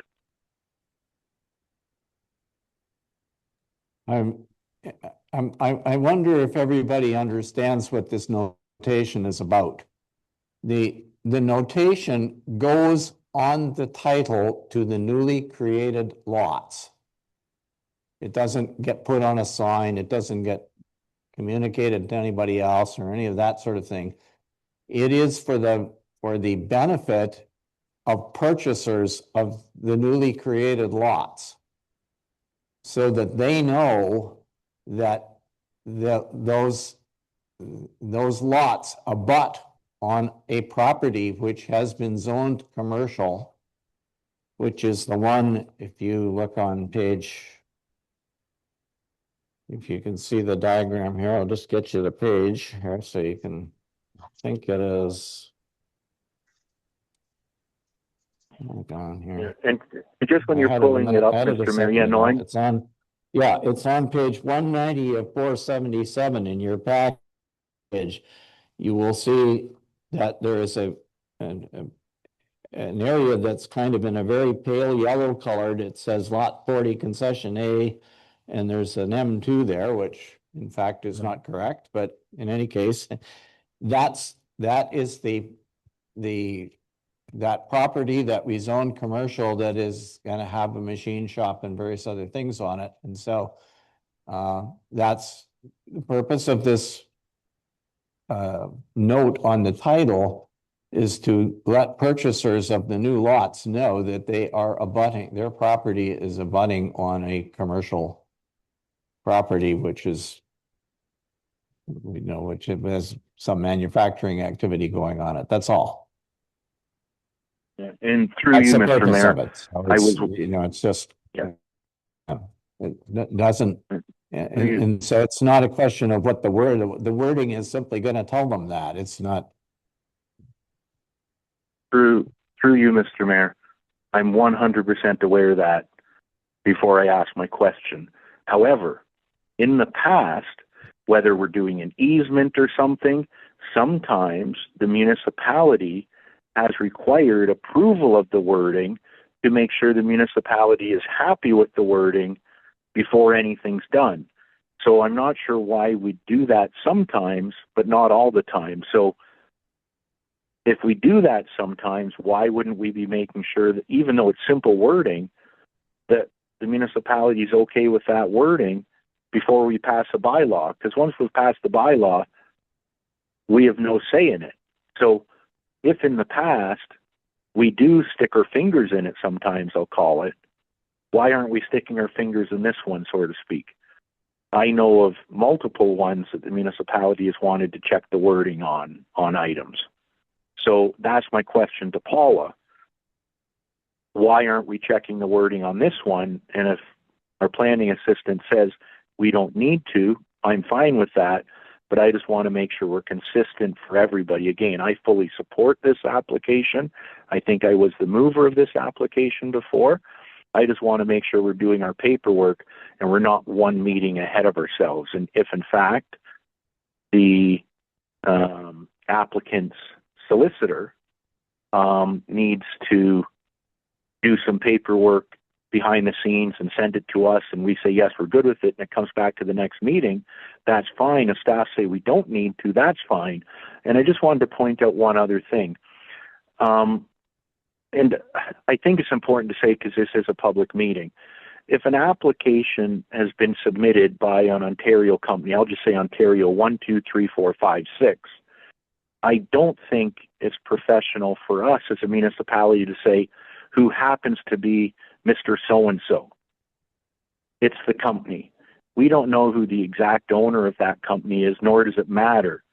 It's the company name that's applying for it, not somebody in the municipality. If it was, their name would be on the application and not the numbered company. So I think we really need to be careful for privacy reasons that if we're talking about a business or doing something like that, we don't do that and say the name of the individual, even if people might know it, it's a company going forward. So back to my original question, Paula, to the planning assistant, do we need to do anything and make sure the wording that is going to be posted on title, not on the property, is what we want it to say? Do we need to do that before this bylaw is passed, or can we pass this bylaw and they can pick the wording they want to? Thank you. Through you, Mr. Mayor, the bylaw should be passed. The wording on the notation has nothing to do with the zoning amendment bylaw. In order for the municipality to submit a compliance letter to the planning board, that notation needs to be satisfied by the municipality. This consent will lapse on September 23rd of this year, 24th, so September 24th. So it's just a condition. I'm going through all the check boxes. And the last condition to be satisfied is the notation.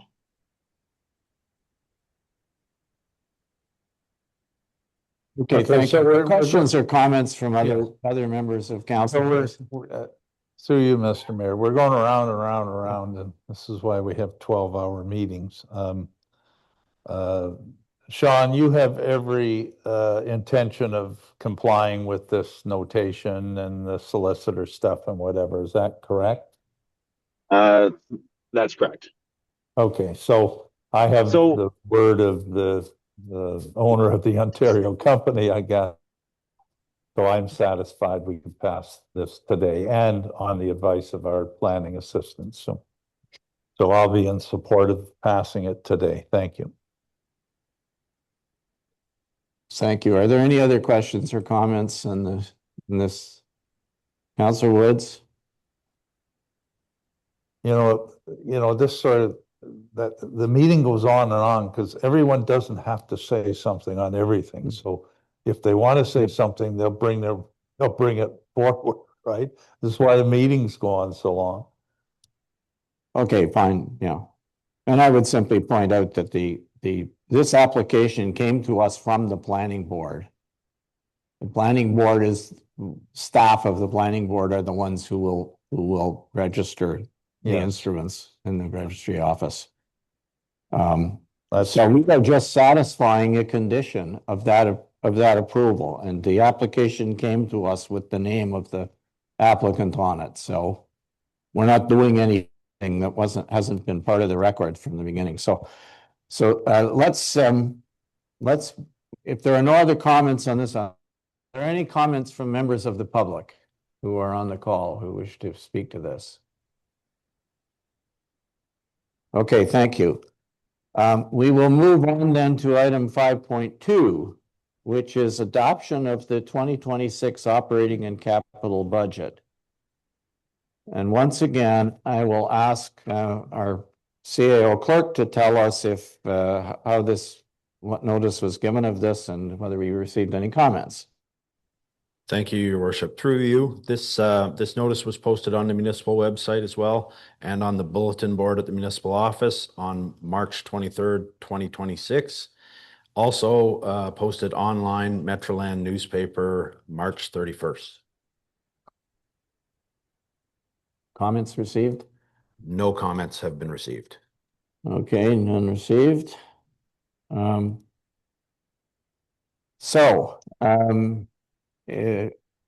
Treasurer, are you going to say anything to introduce this? Your report? Thank you, through your worship. Just wanted to say this final report brings forward the consolidated operating and capital budget for adoption and includes all changes that council had requested throughout the budget process for meetings in January, February, March. Since the last report, no further changes have been made except for the addition of a fire department capital project for air packs and multi-gas detectors. That project is for $23,300, but it's fully funded from grant proceeds, so there's no change to the levy from the addition of that project. So the final budget reflects a levy increase of 2.99% or an increase of $115,669. And it continues the municipality's focus on sustainable reserve contributions and long-term asset management. Okay, thank you for that introduction. Questions or comments from council on this item 5.2? Through you, Mr. Mayor, if nobody else has their hands up, I'd like to say a few things if I could. Okay, please be brief. Okay. Can I ask why I need to be brief, Mr. Mayor? We have 5 minutes to talk, do we not? It's a budget. Why do I have to be brief? You do. Go ahead, please. Just go ahead. Okay. Thank you. So thank you, Jessica, for your report. Thanks for all the input and the detailed stuff to all of staff on this. So a couple things.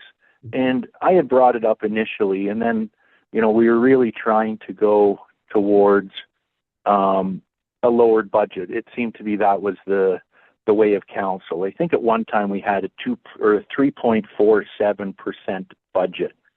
And then at the last meeting it was talked about, let's use the stabilization fund to help lower the number. So we'll take some money away for the public listing. We'll take some money away from some stabilization fund from a surplus of previous years. That can go towards our reserves, but instead we're going to pull some of that money back to make our increase look less, under 3%. So that's why it's a 2.99%. And I'm not sure on council who exactly had a problem at it being 3.47%. So first of all, I'd suggest again, and I will ask for a straw vote when I get to the end of all this, who on council is okay with bringing it back to the 3.47%, so we have that extra 0.5% that we can put away into our reserves, knowing how important it is. And there's a couple reasons I talk about this. One is we know about the flooding and stuff that's occurring.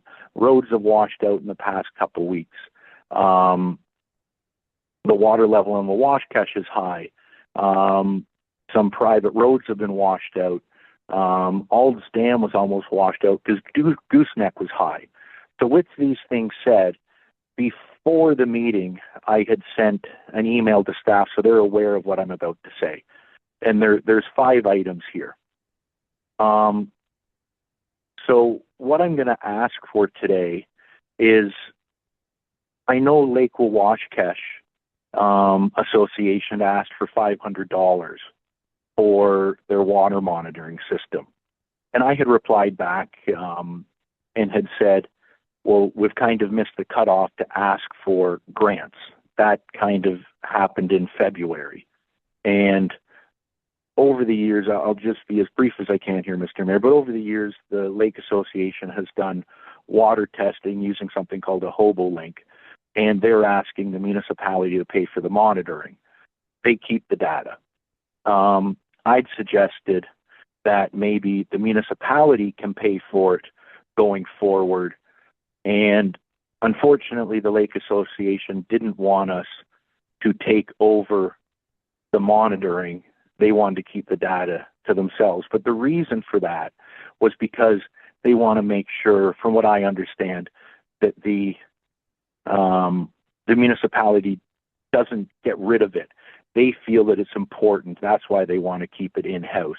They don't want to see us do it for a year or two and then not do it going forward. So what I'd like to do on this budget is add in $10,000 under green initiatives for this year. And what that money would be used for would be as follows. We have 3 dams within our municipality, one on Lake Washcash, which has the highest fluctuation of water levels. There's a dam on Cashagama Lake. That was the dam that was replaced last year, and a dam on Gooseneck. And it was a Gooseneck one that overflowed that almost washed the Ald's bridge out that then flows into a Washcash. So I've spoken to the mayor just because he's very knowledgeable on the water monitoring systems. And if I speak out of turn here, Mr. Mayor, please correct me. But I understand that these water monitoring systems are about $3,500 or so each. I'm giving a roundabout range. And one of the brands is called the HoboLink, and that's what we know it as municipal councillors.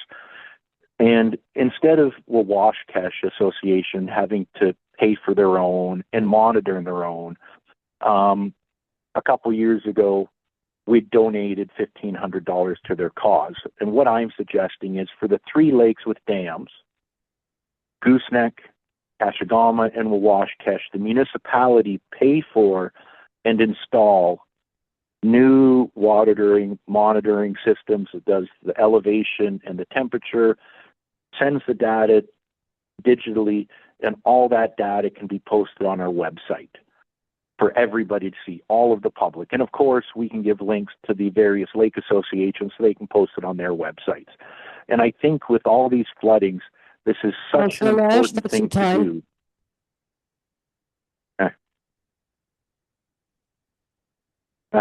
Would it be okay if I spoke a little longer here, Mr. Mayor? I'm in the middle of trying to explain something, but I'd ask. Well, I think you covered that particular point that you wanted to make. Did you have other ones? Okay. Well, so I do have other ones, but on that, then can we have a straw poll on what people might think of adding $10,000 this year to doing this initiative by adding these monitoring programs? That way, I'll say the Lake Association doesn't need to pay. Nobody needs to pay. And I did have a draft motion that I would ask if the CAO, if possible, Nigel, did you get my email? And if so, would it be possible to put that on the screen? Would that be okay? And I'll read the motion that I'd like to have prepared to see what, and I'd ask for a recorded vote because I'd like to see what council thinks of it. So I'd like to see if I get a first and a seconder to this motion, which is in regards to the budget, but for a specific item. Could you post that, Nigel? Would that be okay? We do that in a Sorry, public meeting? we're in the public meeting. We're not, any motions that we pass will come when we come out of the public meeting, but you can have a straw vote on your idea to add Sure. 10,000 to the budget, if that's Perfect. what you'd like. So yeah, that would be fine, Mr. Mayor, if I could do that. And I'll just say it first, Scott, Councillor Nash, and I am in favor of it. Councillor Lamb. Yeah, this is like, in my opinion, taking a muffin and making it into a meal. You know, to throw $10,000 in so we can put hobo links on 3 lakes and monitor it. When I talk to staff, there's a lot of work. So the staff overload in terms of more resources is certainly a possibility. The association doesn't want, at Wawashkesh, does not want to give up the hobo link. It's a simple request for $500, which I support, to support the hobo link. And that's what I'll be voting for, not putting $10,000 in without any comment or anything else from staff or anything else about the ramifications of putting hobo links on other in other areas. We've had no discussion on it. We've had no paper on it. We've had no information really on it, and to add it at this point to a budget that I thought the last time everyone was happy with, including Councillor Nash. So yeah, I'm the one that wanted the tax increase lower. I think the majority of council wanted the tax increase lower. I thought it was 3.54%, if I'm not mistaken, not 4.7, but anyway, we settled on what it is, which is 2.99%. And so that's what I'll be voting for, is to not put the $10,000 in for hobo links. So that's my position on it, and I guess we'll vote on it. I don't know whether we're looking for a straw poll in a public meeting. I don't know that you do that, but anyway, that's just my general comment. Thank you. Can I just ask if any of the other councillors who haven't spoken are in favor of proceeding with this? It'll save us time later if we,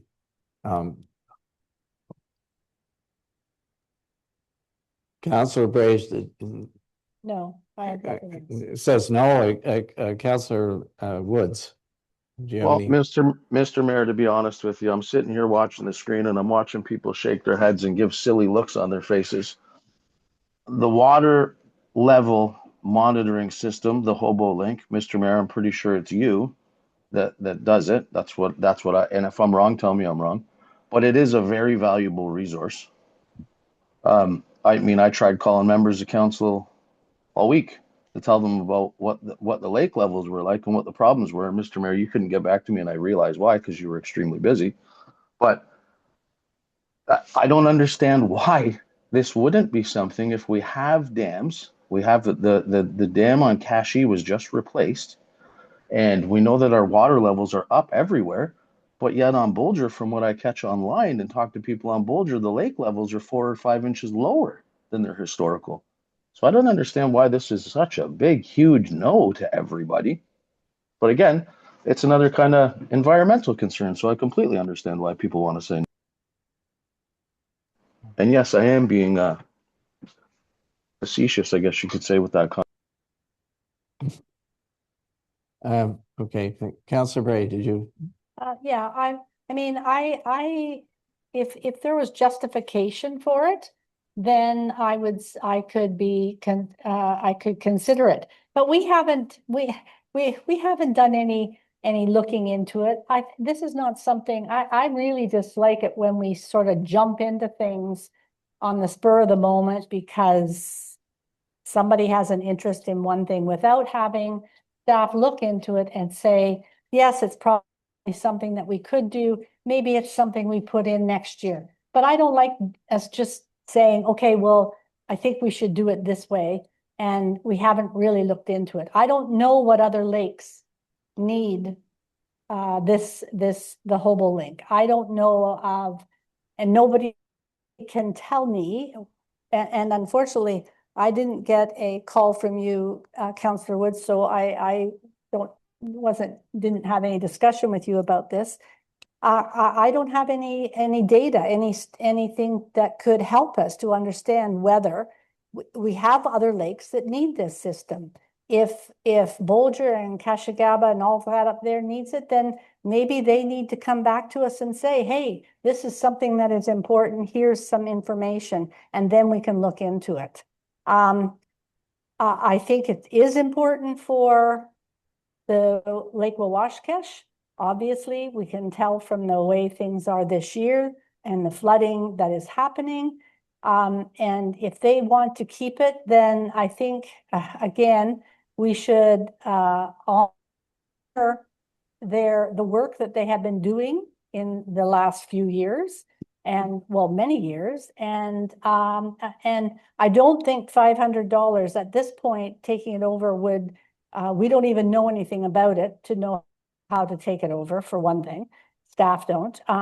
But for $500 for this year to help them keep going. Again, it's not that much in our budget. I'm sure there'll be $500 at the end of the year that maybe didn't get spent, or we have that sustainability fund of some kind. Sorry. Stabilization fund. Stabilization. Thank you. I got the wrong name. So I would, we have done this before where we have granted things outside of the grant system. We granted grants to people this year that didn't put in an application. I don't think it's a big deal for us to do it again for this group. And we can help them understand that it would be better if they got it in by February, and that will help them because then we'll have it ahead of time in the budget. But I don't think $500 is that much. Thank you. Mr. Mayor, if I could just clarify, because I have no issue with trying to help out with the water monitoring system. So I don't want anybody to think that I do. But what I thought Councillor Nash was saying was we should get them on the other lakes that have dams. And that's a good thing. I mean, we can all sit here and say, yeah, we know about Wawashkesh, right? We know about the lake levels, but we have two other dams in our municipality where Gooseneck, the one at Ald's Road, was washing over. That could be a problem for us, a major infrastructure problem. And from hearing from people out on Bolger, the navigational problems that they're going to have because they think that the dam was built too low. And although everybody else is flooding and the road into Bolger flooded out, the lake level is extremely low. So to have a water level monitoring system on those lakes, it blows my mind that anybody on council wants to say no to that. And through you, Mr. Mayor, it's Councillor Nash, just in response to a couple of things that have been said since I last spoke. And Councillor Woods, thank you for your comments. First of all, the $500 grant, the problem I had with it was, yes, they missed the deadline. They're asking for money from us. Other lake associations might want money from us too. And to hear that, oh, let's just give it to them, it's $500. This is what's going to happen. It's an election year. Let's give them the $500. That'll be good. That's coming from me. If we give them $500, more of that association is going to like myself because I give it to them. Let's keep our budget at 2.99%, 2.99999, because it's going to look better than 3%. So when we give them this money, we're going to take it and borrow it from our stabilization fund to keep it at 2.99999% because it looks good. That is the worst planning we can do. We're not planning for the future of our community. We're planning for the short-term gains of myself if I said, let's do this, which I think is silly. But the biggest problem I have from this is it's the association wanting the data for themselves. We as a municipality are doing our official plan. Why is the reason we want to do IceCap? And what I said about IceCap is for data gathering. We need our data. Yet, no, we'll give the money to the association. They can do it. Let them do it. But we all know, every consultant has told us, even though somebody else might be doing the data gathering, it's only confirmable data when we can do it ourselves. All of us has heard this over and over and over again from consultants. Mr. Mayor, I haven't had 5 minutes. Don't cut me off. We know You that the data went 5 minutes already on this We- particular we- subject, Councillor Nash. I'm Mr. sorry, but Mayor, I have think minutes to I think talk we now understand because your Mr. Mayor, your issue. well, it doesn't matter if you understand my issue. We're in a public meeting. Mayor. I will just make a comment. My issue is not with the whether Mr. the Mayor, I suggestion didn't that do this Councillor Nash is making Please don't. is valid or not. My issue is the timing of it. Unfortunately, we are in a public meeting for discussion of the budget, and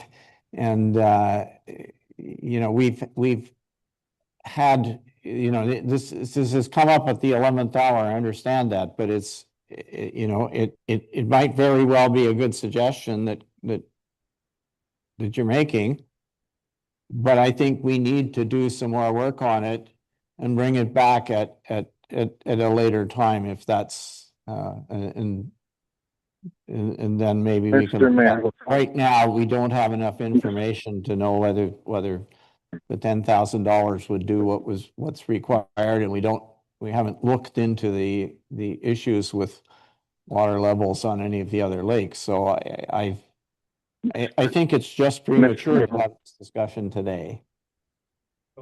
Mr. Mayor, with all due respect, please. And that's When why. With all due respect, when I'm talking, please do not cut me off. I was able to respond back. This is what our procedure bylaw says.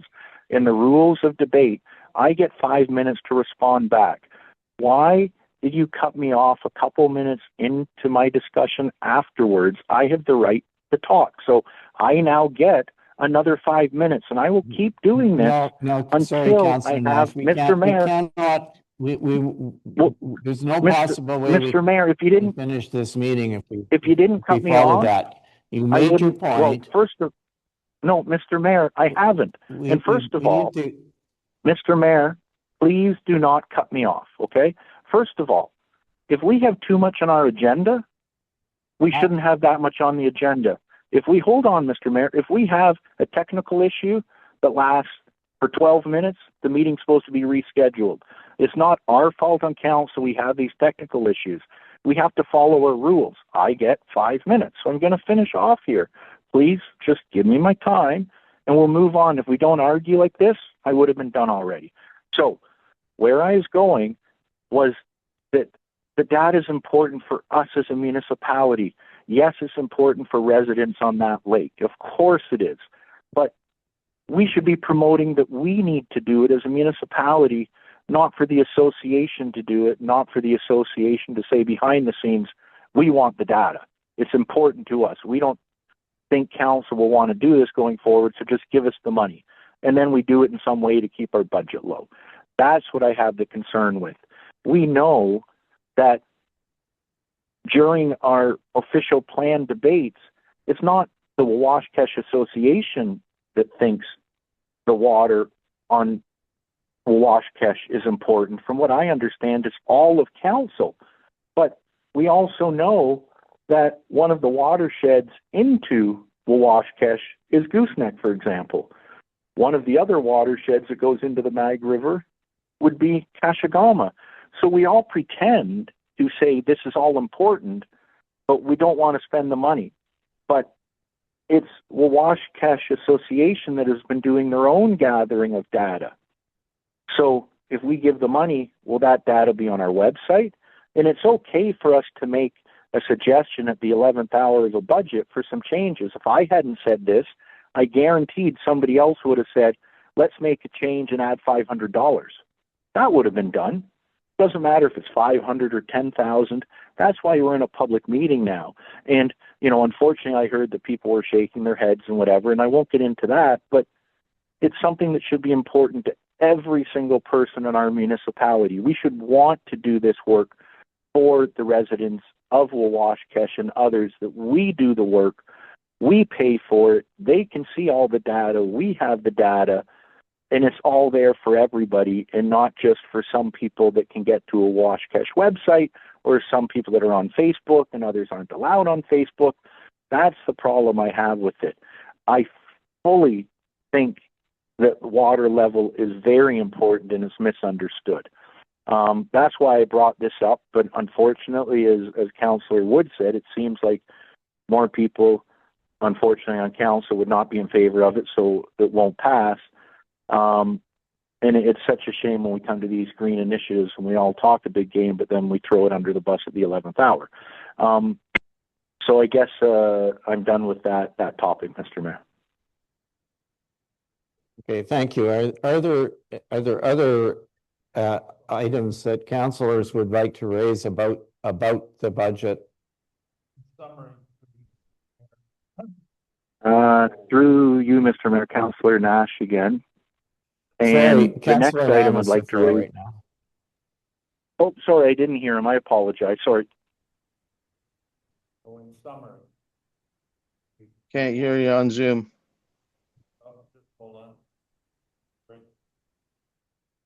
Is that better? Yeah. Oh, Okay, sorry about I should that. have Yeah, expanded. we can hear you 100% now. better. So, yeah, in summary, the $10,000 is not going to be added. I think that's been sort of straw polled down. And we are going to give the $500 for the Hobo Link at Wawashkesh. So that's the read that I have. And I think we should move on to any other items that people may have with the budget. I take exception to some of the comments that were made by Councillor Nash and by Councillor Woods. And but I'm not going to get into it, and I'm not having a dog fight here in council. We have far too many of them. It's dysfunctional. I'm sick and tired of it, quite frankly, and it needs to change. So thank you. All right, are there other comments on other aspects of the budget that councillors wish to make? Yeah, through you, Mr. Mayor. It ties in to the one we just spoke about. And it's in regards to the donations. And if we are going to be giving the $500 to the Lake Association, I believe I heard Councillor Lamb and Councillor Bray said that that's what they'd like to see. And I believe that you'd also suggested you'd be in favor of that, if I'm correct on that, Mr. Mayor. In regards to the donation section of the budget, we had in there some money for the Ardbeg Community Center. And what I'd propose is, instead of the changing the budget at all, if this is the way we're going to go with the 500, is that the Ardbeg Community Center amount be reduced by the $500. And I'm saying this, and I'd like everybody on the call to hear the rationale for this. The Ardbeg Community Center is very important. It's actually very close to myself. And before the municipality started giving any money to the Ardbeg Community Center, before I had anything to do with council, I gave them a fairly substantial check at the time. to help them out. And then some of the members changed hands, and I suggested they come to council, and some other members suggested they come to council, and that's how it started, that we started giving them money. And the community center is so important. They've been able to put stuff on, the library's done stuff there, they've been able to fix their building with some of our funds. All those things have been great. And again, it's a great thing for the local Ardbeg community, but the overall community of Whitestone. The reason I'm saying to reduce it by 500 is only because I'm rounding. They've been so fortunate to get a $150,000 grant from, I'm going to say, the government. I'm not sure if it's the federal or provincial. And with that money, they'll be able to do so much. And because of that, I'm saying the need isn't there the same for our money, because some of that money went to repairs each year. Some of it went to some other stuff, but not all of it. So that's why I'm saying, because of that, I think we can just take the 500 and put it over to a Washkesh if that's the way we're going to go. That won't change anything in the overall budget. And I'm only saying this because they've been so fortunate to get this wonderful grant. And hopefully that will mean that going forward, we won't need to, as a municipality, have to give such a large grant, because they're going to be able to do so much work this year. So I'd ask for a straw poll on that as well, that the $500 for the Hobo Link come from, and we just reallocate a little bit from the Ardbeg Community Center, only because it's so fortunate they've had so good people apply and be granted this grant this year. So that would be what I'd like to see a straw poll on. Thank you. Hello. Councillor Lamb? Yeah, I think the $500 should come out of the stabilization fund, which is basically surplus that we had from another year. I don't think we should cut down on the Ardbeg. They got 140,000 was my understanding, and I wrote a letter of support for that particular grant. It's a very, very key facility that we don't own. Also, they now, in fact, I had an email this morning on it. They did not budget in that they needed permits for this work that they're doing up there, and they also need architectural drawings as per the building code. So they have extra costs now that they didn't think that they had, and maybe they should have thought through that, but they didn't. So I'm not supportive of taking $500 from them. And we spend far too much time on $500. Like, just take it out of the stabilization fund, leave what we gave to the community center up there. So that's my vote on the straw polls. Thank you. Are there any other things that don't relate to this, what we've discussed already, that We're going to finish with the straw poll, so we're done with this? Okay, well, sure, I can ask for the comments of everybody then. Maybe that's the... Councillor Bray, did you? Yeah, I'm happy with it coming out of the stabilization fund if there's no surpluses already at the end of the year. I think we pay them the money. I'm sure there'll be $500 somewhere, and if not, we have a stabilization fund that can fund it. It's a small amount. And then we can, if we, as you say, Mr. Mayor, we can look at the other lakes, and we can look into what is needed and see whether there is a requirement for something like the Hobo Link somewhere else. Thank you.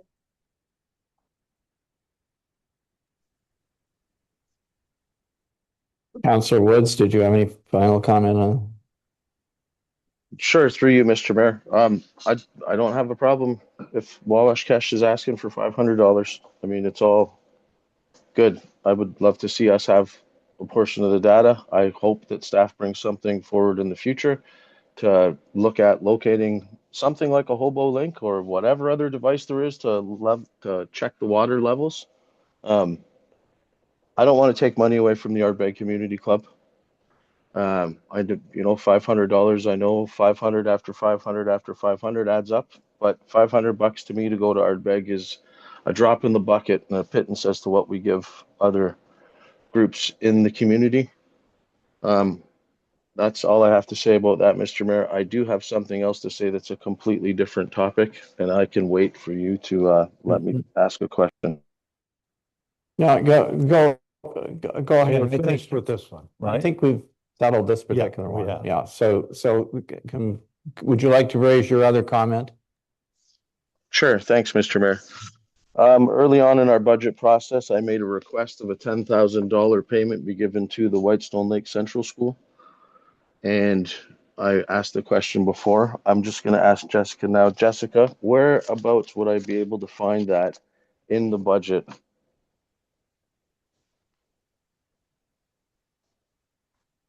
If Jessica's on the phone Through still. your worship, just one moment. I'm just looking up what page that's on. Thank you. But it was grouped in with the council donations account.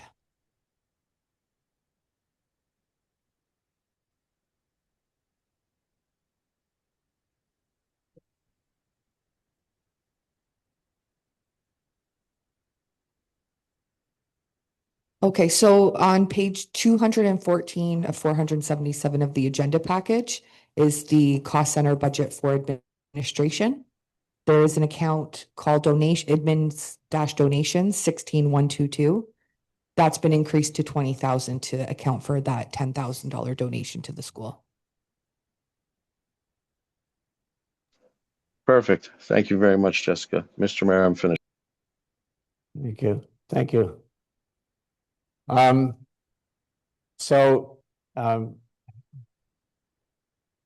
will ask, I see there are, I think, 4 members of the public on the call. Are there, I'll ask again if you have any comments on this particular Yes, item that any of you Mr. want. Mayor, it's Councillor Nash still, and I still do have a couple others. Or are we opening it up to the floor before we get through all the councillor questions? No problem which way you want to do it. I just thought normally you went through councillor questions first. Well, we're going to have a break very soon. How long do you think you need? I just have 2 more questions, so hopefully they'll be quick. If we can do straw polls really quickly after by yes or no, it might only take 2 minutes. So thank you, Mr. Mayor. The next one is simply, again, getting back to green initiatives. And now that I've said to, that I understand the whole ice cap thing, in the past I'd fought against the ice cap because I wanted to see some green initiatives in there. And right now, under our line item 16-484, which is on page, I'm just trying to find it here, page 484, it is paid, maybe Jessica can find it quicker, but 16-484, dash 4, that's our green initiative. 219. So that's our green initiative. 219. Okay, thank you. This is very close. Yeah. Thank you. Thank you, Jessica. So that's our green initiative listing. And we have it at 10,000 this year, but what that's for is basically now, it's for just being a member of, or not a member of, but for IceCap data. It's not for any really green initiative projects. So again, what I'd like to do is, it can be twofold, but I'd like to add into the budget, and we can talk about where the money comes from in my next question, but I'd like to add in $7,500. And this was brought up before, and then it was removed, and I think there was some misunderstanding. And it was for fire station number 2, and at one time it was thought that maybe further down in the year we'll figure out, are we going to be IceCap member, or are we going to do something green, I'll call it, an initiative. So I think what I'm proposing is that green initiative, we should do IceCap, but let's also do a little project. So I think everybody on council can be happy in the sense that we can have IceCap membership and IceCap data, and they do our presentations like Benjamin did today. and let's do a little green project. And that can be fire station number 2. There was no budget available, or the fire department didn't get the budget that they thought they might be able to. And we know that a couple of the lights there aren't energy efficient. There is not even a light when you enter the facility. If you look up, it doesn't even work. And all the windows are 25 or so years old and leak like little sieves, along with some of the cleaning equipment in there. I'll call it washer and dryers. So I would propose, again, if everybody on council wants to take from the stabilization fund, so be it, but add that money in, have that work be done this year. You know, if they can replace the windows, which will save energy, replace some of the lights and the light that's missing with energy efficient ones, maybe they can do the washer and dryer, whatever they might be able to do for that 7,500, which they were hoping they might be able to get a grant for, but there's not. So I'd like a straw poll on if council will be amendable to add that 7,500. I don't really care where it comes out of. If it's stabilization, so be it, but I'd like to see that project in there, and that would make me quite happy to see it there. So thank you. Okay, thank you, Councillor Lamb. The problem with putting 7,500, as long as it comes to the stabilization. Can't hear you on Zoom. Sorry, can you turn your mic on? I think it's off again, maybe. Apologize.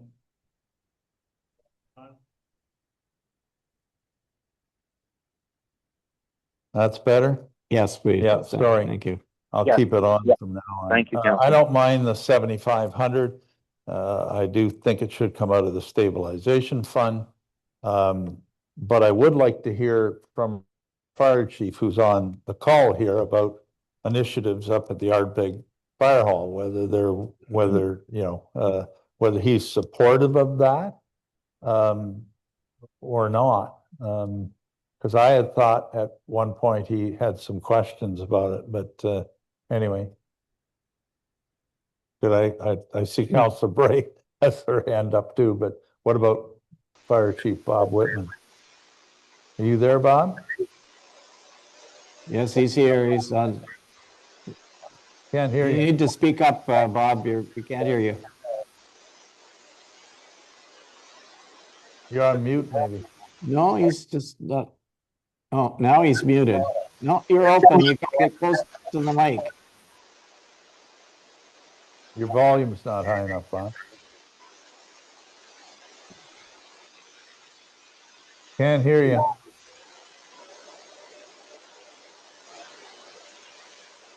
This microphone's not picking him up. I don't know.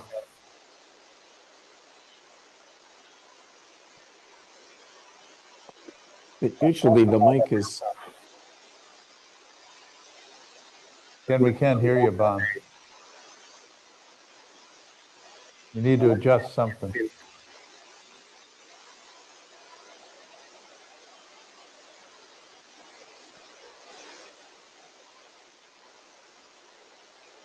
Can you answer the question, Councillor Bray?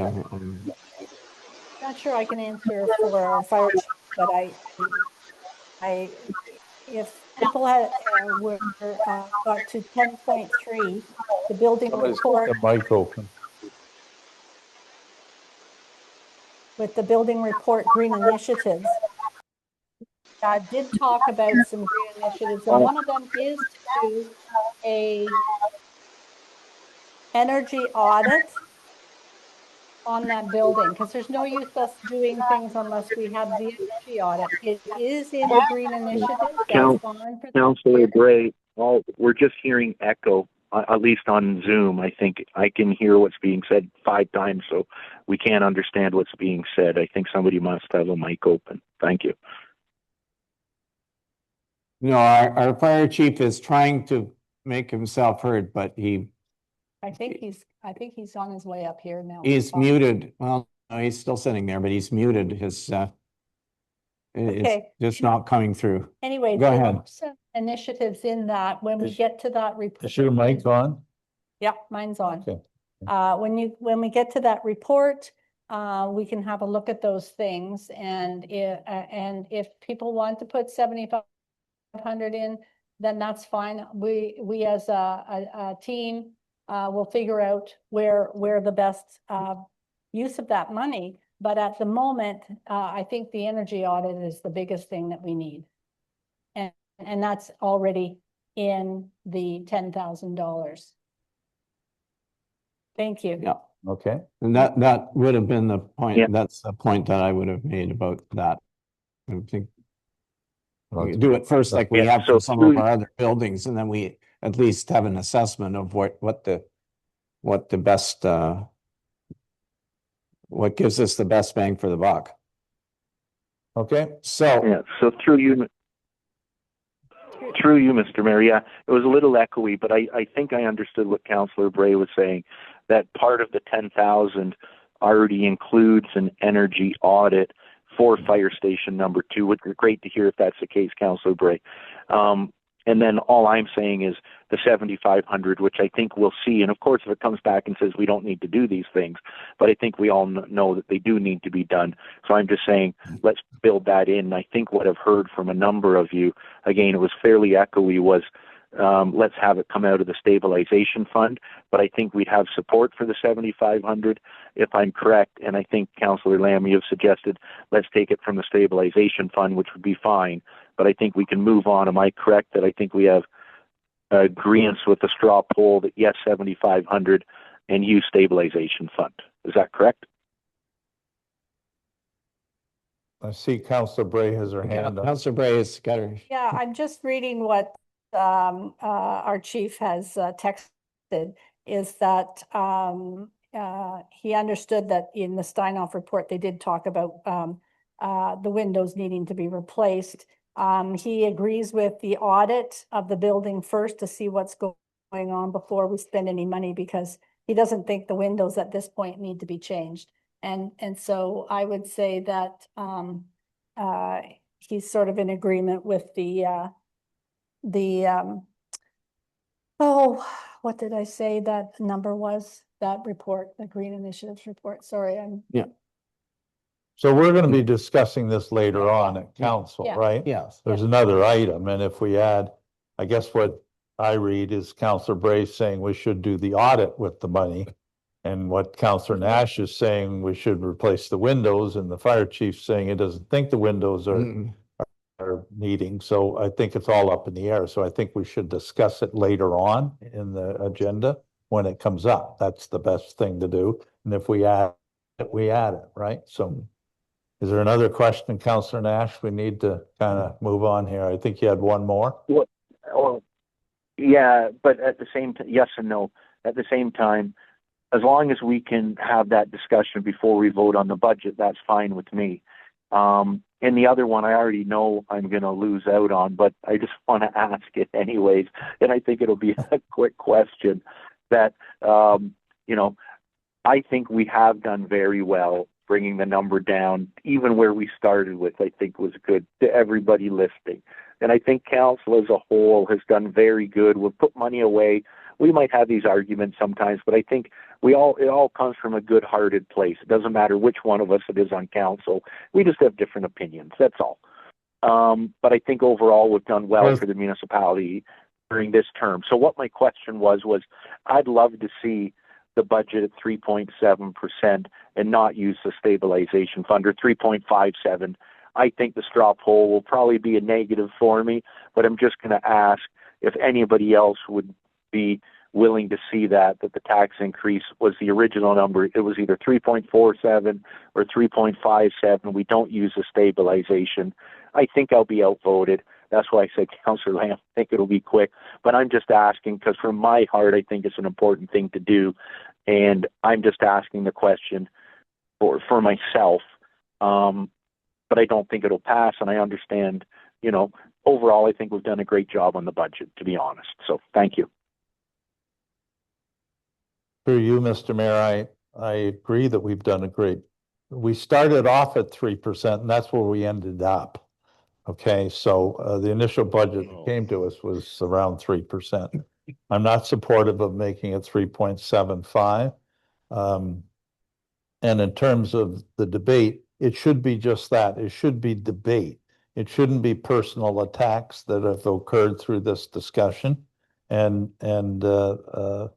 I try not to make them, and I think other members of council should also try to stay away from personal things. And so anyway, in your straw poll, I think we should go with the budget the way it is. If we add 7,500 later for green initiatives in our debate later, it's coming out of the stabilization fund, so it's not affecting the tax rate or anything like that.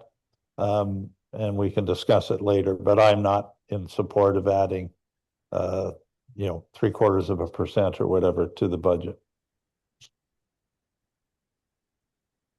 Okay, let me ask then, is there any other councillor who would like to put the budget back up to what it was at a previous time and avoid taking things out of the stabilization reserve?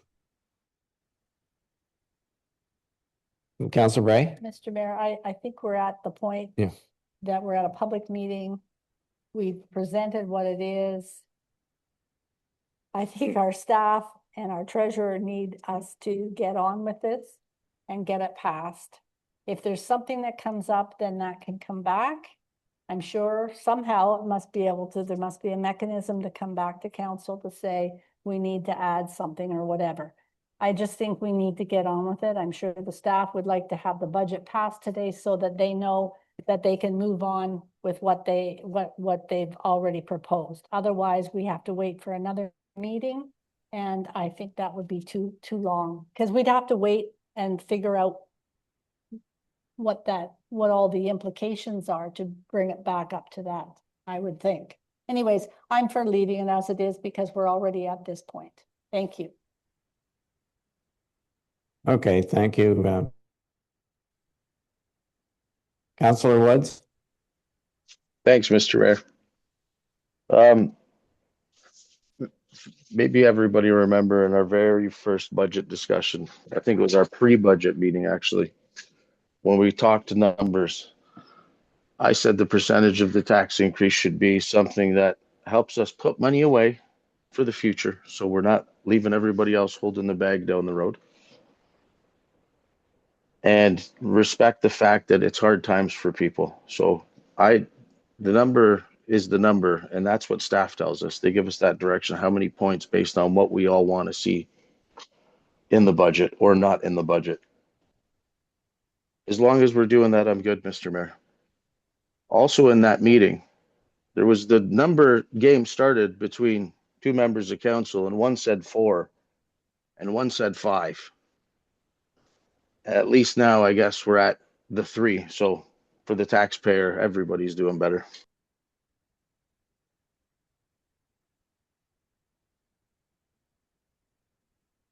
Okay, thank you for your comment. I think we're past the straw poll. Let's move on.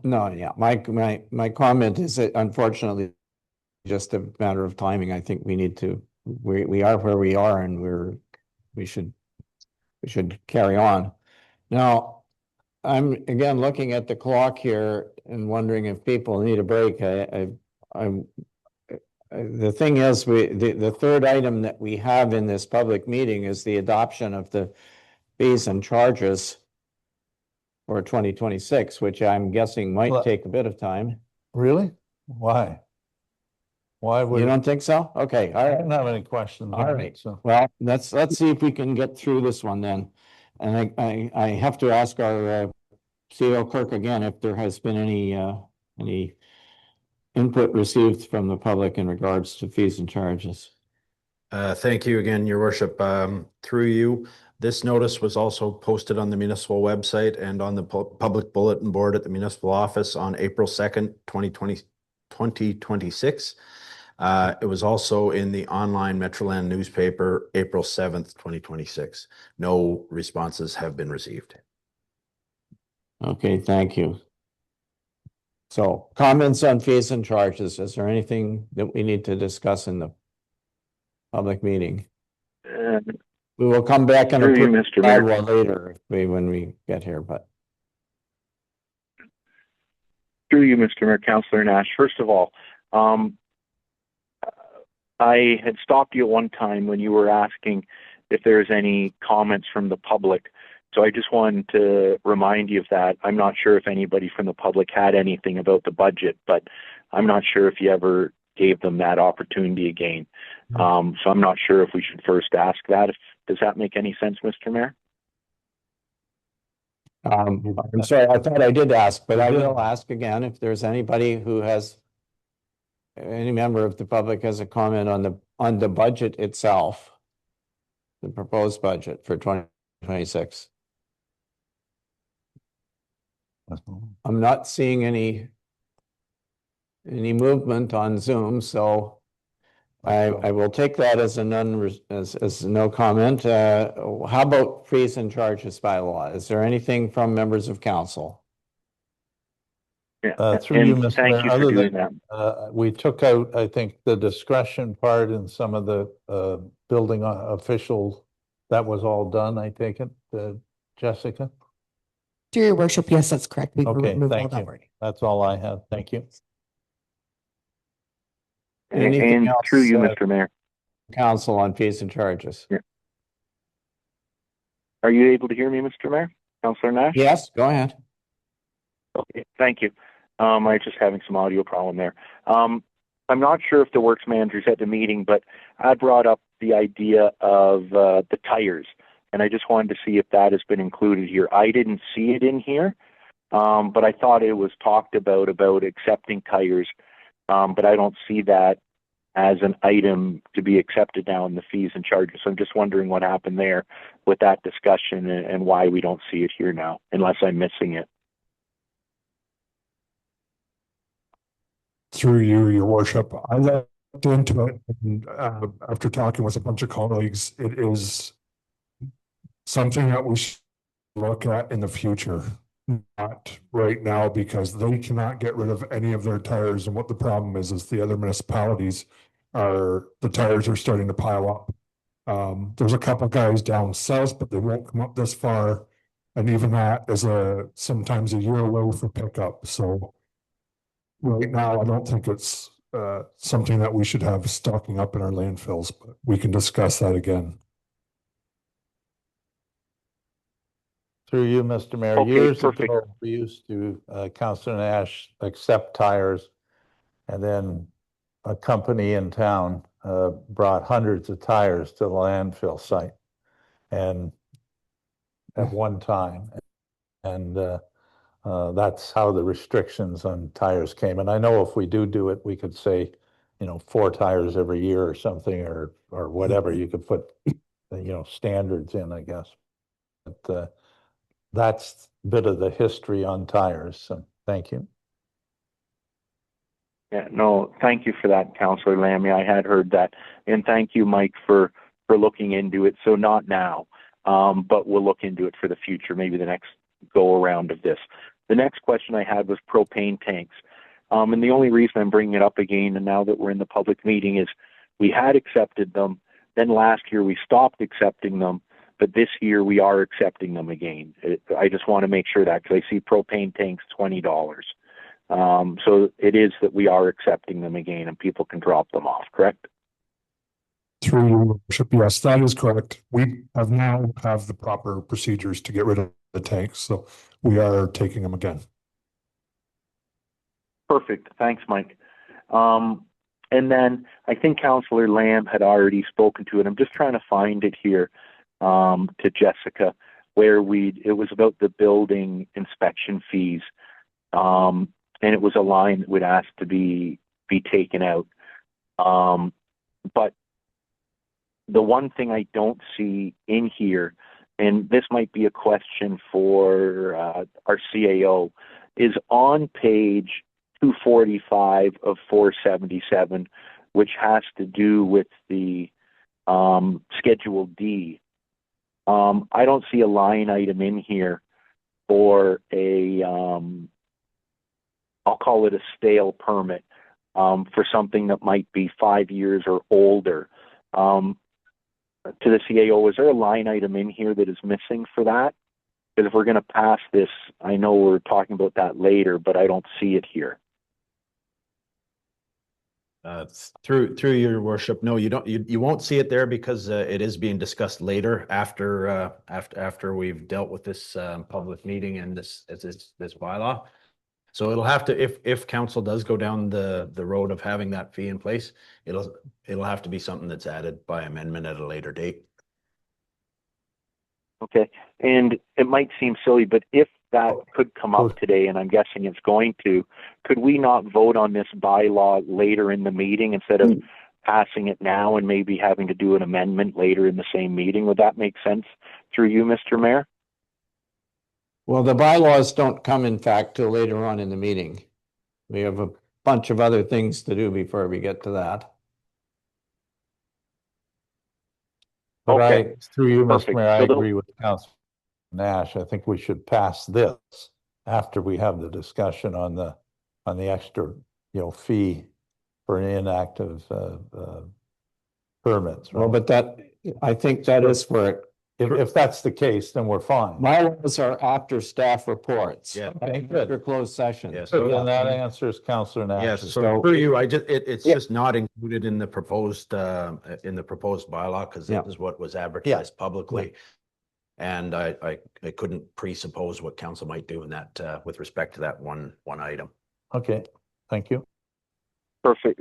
Thank you to everybody, and thank you, Councillor Lamb, also. And my last question on this is simply, I'd asked a question, and I believe to our treasurer, it's been updated, but on some of the items, like I'm using page 246 as an example, the 911 signage, $30.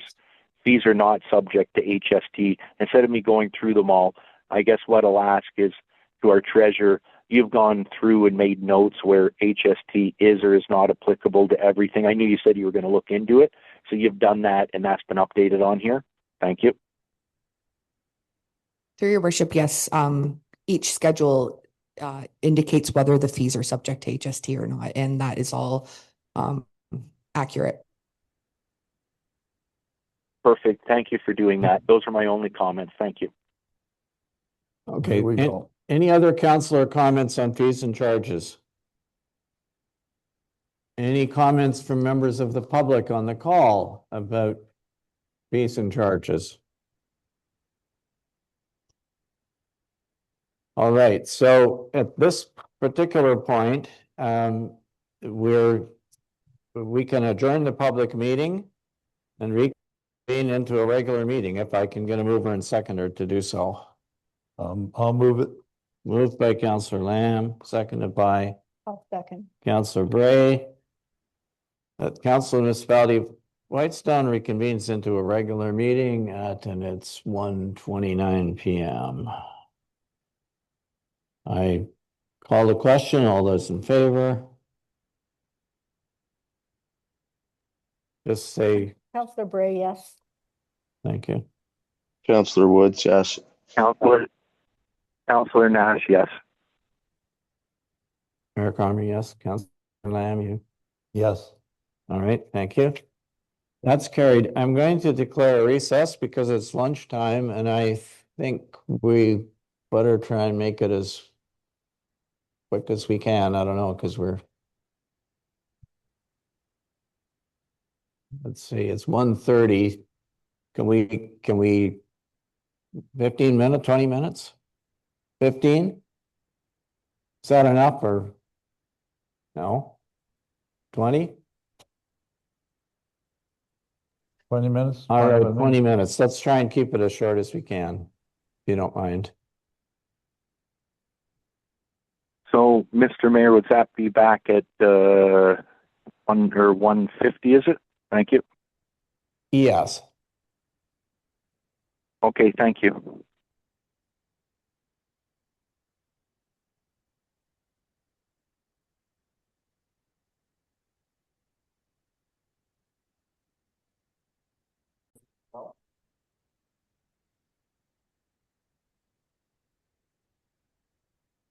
Okay, thank you, everyone. We are now back and record. Excuse me, our recording is on. So where we are is at we have matters arising from the public meeting. And these are just well, they're almost the formalities. The first one is with respect to item 5.1. Suggested motion is that the Council of the Municipality of Whitestone receive for information the memorandum from Paula Macri, Planning Assistant, dated March 31st, 2028. And it's in regard to the zoning bylaw amendment applied for by 2850490 Ontario Inc. Can I get a mover and seconder? I'll move, Mr. Mayor. It's Councillor Lamb moves, seconded by I'll second it then, Mr. Mayor. Councillor Councillor Wood. Woods. Thank you. So this is well, actually, it's not I mean, it's a planning item, but it's not, we're gonna do the bylaw later on, so we'll get a recorded vote with the bylaw. All those in favor of receiving the memo, our planning assistance memo, all those. Well, it says on here, recorded vote required. I don't know who, on my sheet anyway. Oh, okay, sorry. Yeah. It's the bylaw that needs to be, this, all we're doing here is receiving a report. Okay. Whether we like it or not. Councillor Lamb, yes. Councillor Bray, yes. Councillor Woods, yes. Councillor Nash, yes. Mayor Cromer, yes. Thank you. That motion is carried and the report is received. The next one, 5.2, is adoption of the 2026 operating and capital budget. Here's the suggested motion that the Council of the Municipality of Whitestone hereby receives report FIN-2026-09, adoption of proposed 2026 operating and capital budget for information. And that the Council of the Municipality of Whitestone hereby adopts the proposed 2026 operating and capital budget as presented. And that the Council of the Municipality of Whitestone is hereby request that the CAO clerk present a bylaw to adopt the estimates of all sums required during the year and to adopt the rates of taxation for the 2026 year. I can make that motion, Councillor Nash. Okay, thank you. I'll second it. Seconded by Councillor Lamb. Any that further discussion? We usually have I'll ask for a recorded vote, please. Okay. And through you, Mr. Mayor, the only thing is I'd ask for that addendum that, and I know we'll get into where we'll spend the money, and maybe it's the fire station, maybe it's somewhere else, but that $7,500 be added and be taken out of the, I'm going to get the wording wrong, but the reserve fund, stabilization fund. Stabilization fund. Yeah, so I'll start that $7,500 be added to the budget for a green initiative project, and that those funds be taken from the stabilization fund. Thank you. So you're moving an amendment then? If I could, Mr. Mayor, and then we can figure out exactly what project we'll do later in the meeting. Thank you. Do you have are you recording this, Madam Deputy Clerk? I don't think I have another blank page, as long as you've got it. Through you, your worship, if I could just interrupt briefly and make a suggestion. Yeah. If I know that the amendment that Councillor Nash is proposing is to add an amount to the budget. The treasurer spoke to me just before the break and suggested that if we are to do that, we'd be best to do it as a separate amendment after the fact. So adopt the budget as is today. And then we would come back with an amendment at a later date to incorporate that $7,500 change. And the reason for that is that this budget, as it sits, has been advertised. It's been you've had a public meeting about it. Yeah. It's really too late to change it. If you want to change it, you should be doing it by an amendment at a later date. Yeah. Of course, you would need a public meeting to do that. right? It could be a future regular meeting.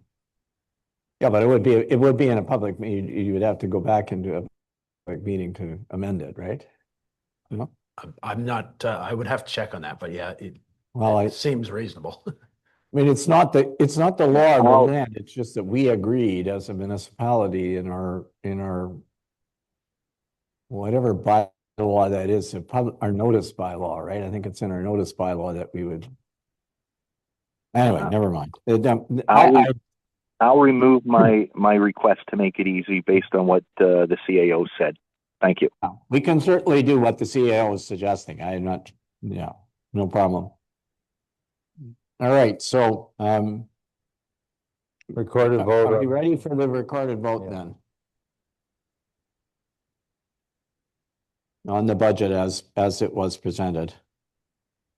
Go. You, Counselor Nash?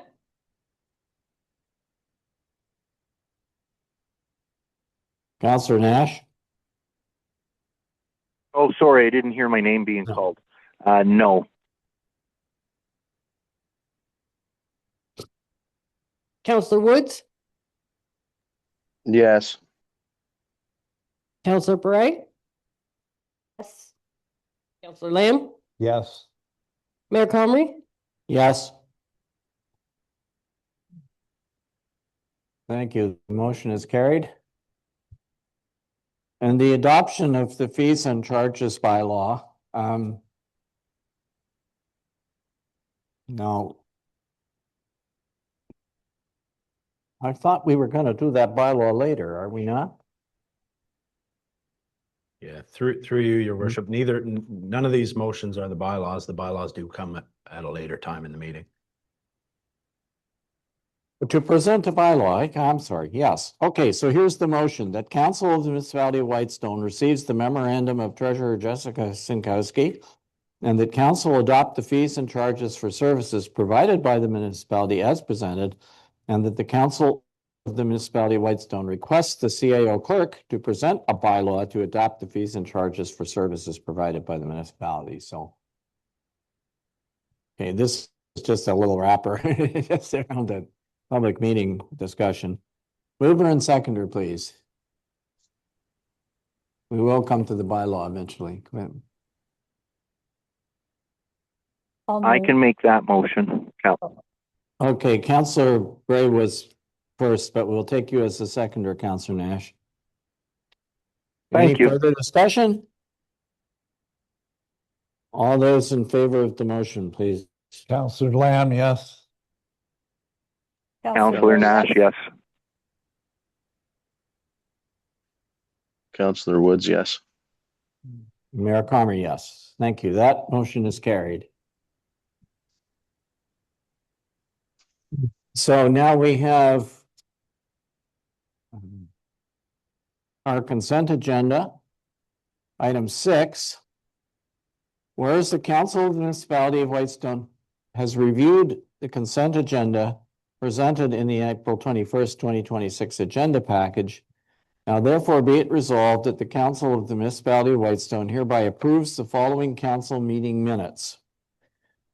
They are 6.1.1, the regular council budget meeting minutes of March 4th, 6.1.2, the regular council meeting minutes of March 17th, 26, and 6.1.3, the special council meeting minutes of March 26, 2026. And that the Council of the Municipality of Whitestone receive for information the following council committee and board minutes. 6.2.1, Belvedere Heights Board of Management from January 28th, 26. 6.2.2, the North Bay Prairie Sound District Health Unit minutes from January 28th, 2026. 6.2.3, the Prairie Sound Area Planning Board minutes from February 23rd, 2026. And 6.2.4, the District of Prairie Sound Social Services Administration Board minutes for February 12th, 2026. You got a mover and seconder for that, please. I'll move it. Councillor Lamb, thank you. Seconded by I'll second. Councillor Bray. Any discussion on any of those minutes? Okay, I'll call the question then. All those in favor of approving them or Councillor receiving them, Lamb. or approving them as? Councillor Lamb, yes. Councillor Councillor Gray, yes. Nash, yes. Councillor Woods, yes. Mayor Conry, yes. And next is item 7, And- accounts payable. Mover and And seconder Mr. that Mayor, the if I council of might, the municipality of Whitestone receive for information the accounts payable listing in the amount of $592,323.67 for the period ending March 31st, 26. Mover and seconder? I'll move. I Councillor can make, Gray, I'll second. Councillor Nash. Any discussion on payables? Councillor If I Lamb. might, Mr. Mayor, I'm sorry, Councillor Lamb was Yeah. first. Thank you. Go ahead. Yeah. Near the end, page 308 of 477. Payment number 3655. Michael Scott, prosecutor. which 670. page, Councillor Lamb? The 308? 308 of 477. Yeah, number 3655. This is the prosecutor in Perry Sound. Does this relate to our ongoing case that we had before the courts, that there was an order to comply? Or what's he working on? Another one or? Through you, your worship, I know that that firm was also used for a case that the fire chief was dealing with regarding a fine that was levied. So it could have been one of, I would have to look up the invoice, but it could have been either or. Okay. And we do get, or are supposed to get, a breakdown of this sort of stuff in the legal bills, etc. So often, is that due to us pretty soon? I think we receive it somehow. When's that due? Through your worship. I've seen it for a while. That's why I'm Okay. asking. So. I can certainly do that at any point in time. I'm not sure about the frequency with which it was done before I was here. So if council would like that information, I can get it to you. Yeah, we used to receive information like that, the legal bills and what they're for and that sort of thing. I don't know whether it was enclosed or whatever. I think it was enclosed. We used to also get a copy of the outstanding building permits for council's information, and I'd like to see that. And it simply said, here it was, and here's the address, and it was for a dock or a house or a garage or whatever, because that's something that council should get, because we get questions on, oh, is that person got a building permit, right? I see a new building go up, and we used to get that. So I would request that we continue to get it by email or something, a spreadsheet of the outstanding building permits from at least new ones this year, for instance. Thank you, and that's all the questions I have on the accounts payable. Anything else about payables? Yes, through you, Mr. Mayor, Councillor Nash, and I concur with what Councillor Lamb said there. If you could, through staff, if you can bring to a closed meeting since our last report of some of the legal expenses, just so we can see it. I think we used to get it. It was either every quarter, maybe it was every semi-annually. It was something. So that'd be great to see. But my question is item 37862, which is on page 299. It's the very first item.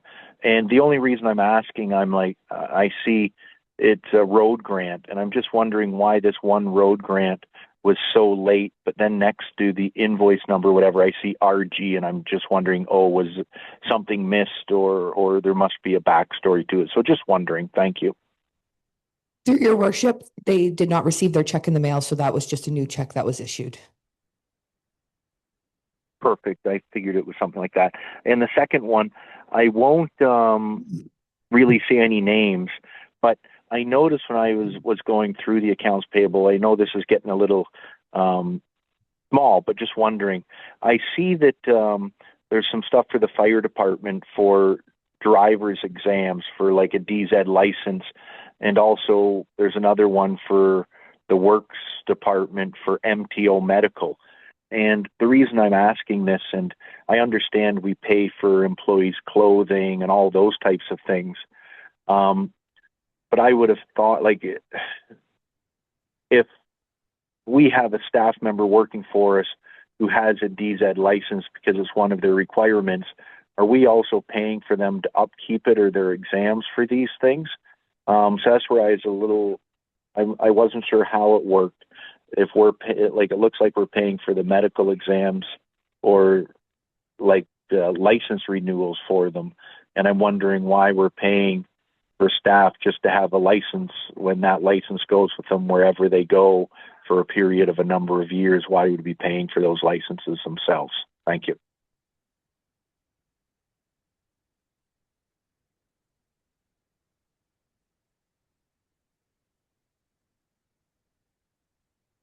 Public Works Manager will answer.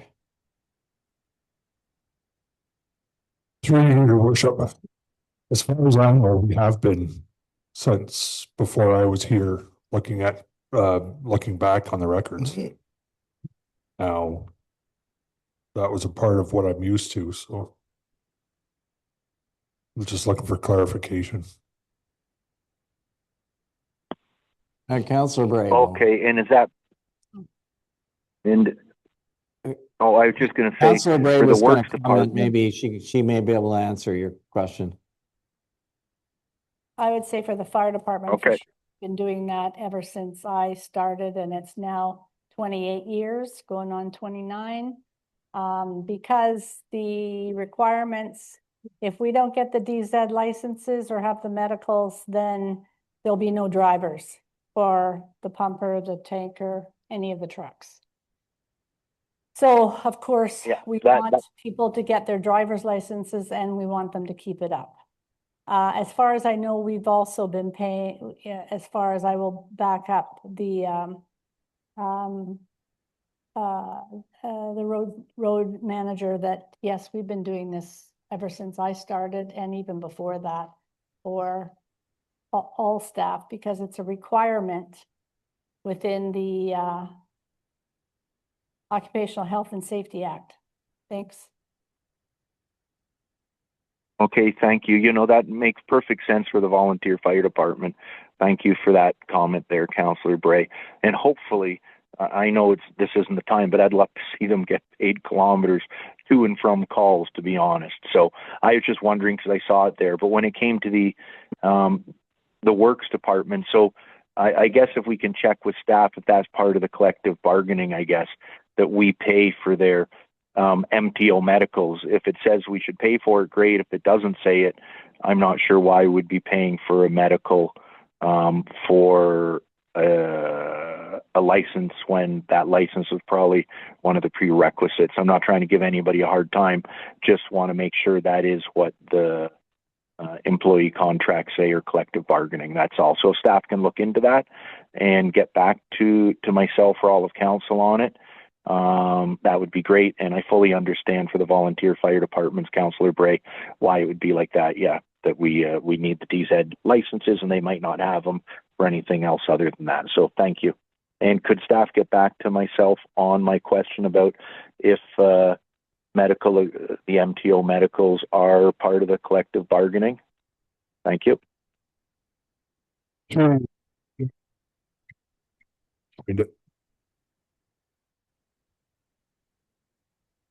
your worship, sorry, I'm just looking at the collective agreement right now, and there is a clause that the employer will pay for all licenses and tickets required by the employer to have in order to perform the work.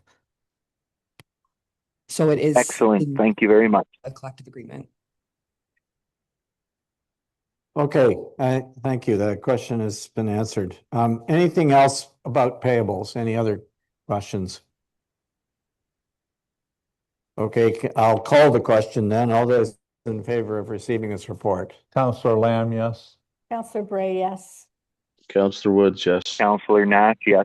No. Councillor Nash, yes. Mayor Comrie, yes. And Okay. Mr. Mayor, can I just ask a question? I had lost the call. I did make a vote, but for the budget has passed the way it was presented. Am I correct on that? I just wanted to make sure I had my notes correct here. Thank you. Yeah, that is correct. Thank you. So that completes item 7. And that brings us to item 8, which again is it required, not again, this requires us to go into the committee of whole, and the purpose of it was to complete the last few pages 67 to 90 of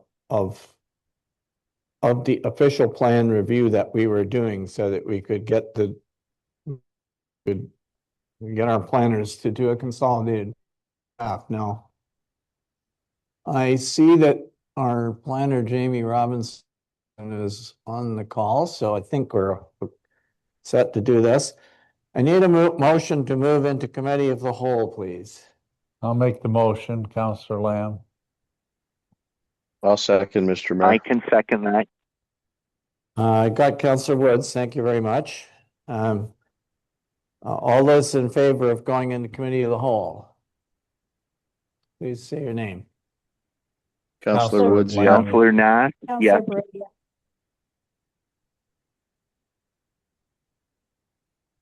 Okay, the Mayor Comrie, yes. Okay, so we are in committee of the whole as of 2:22. And I guess what we're trying to do is to pick up from where we were before. And the idea here, and it starts on page 67 of these multicolor pages that show the various suggested changes. I would again reiterate that what we're trying to do is we're trying to complete this pass through where we look at the official plan from a sort of line by line point of view or section by section point of view. Once we get all of this done, our planners, MHPC, will go and produce a consolidated version that has all of the changes that have been discussed before, and we'll bring that back to council one more time. And I anticipate that will be a special meeting that we'll have in the hopes of trying to finalize this. But anyway, this is to get us moving. As you know, there's time delays involved in the process, and once we have a draft, we have to send it to the Ministry of Municipal Affairs for them to have a look at. So our goal is to try to get to that milestone where we got something to send. So we're at, if you can turn to page 67 of the plan itself, which I don't know And if this Mr. has. Ma- It's, I Mr. think Mayor, it's it's Councillor Nash. 312. but These pages don't have Yeah, it's package numbers on them, so the page after 311. it's after 311 in your folder. So that would be starting with section 17.10.5. Is that? Yeah. Is that where we're starting? Jamie, are you, yeah, He's there. he's with Yes, us. I'm Is that here, where Your we're picking up? That's What- correct. And it may be helpful if you give me screen sharing permission that I could share my screen and we could work along together with it. Can you do that? And Mr. Deputy Clerk?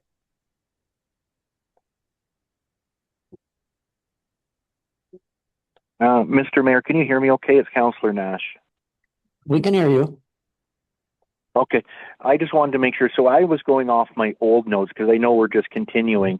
And you said 17.10.5, which I believe is page, from what you'd said, 67, which is what I had. But I had one question for Jamie before we got going, which I think is important, but I think is important because I think it'll come up numerous times here. So if you don't mind, all the question was, Jamie, I understand that recently, I'll call it the MNR, Ontario government, changed, I'll call it the Species at Risk Act or the Species Conservation Act, they brought in the Conservation Act, which changed a little bit of, I'll call it the Species at Risk Act, if I'm correct. For anything to that we might have gone through in the past, knowing that that's changed from the province, will you be updating that as you go through the past documents? Does my question flow correctly to you, Jamie, I guess? Yes, so any changes in legislation that come about, whether it's that piece of change in legislation or any other changes, there's additional changes to the Planning Act that are being proposed right now, but any of those that are in effect prior to the adoption of the OP by council, will be certainly modifying the draft OP and incorporating those legislative changes into the document. Okay, thank you. And if I'm correct, I don't know all the changes, but they did pass something for a new, what they call, I'm putting in quotations here, Conservation Act. Am I correct? That's Correct, what it was called, I think. Yeah, they've Thank you, basically Jamie. repealed Sorry. the species at risk legislation and come out with a new act surrounding that scopes down a few of the historic species at risk, and they've made some modifications to that legislation. Okay, thank you for that. I really appreciate it.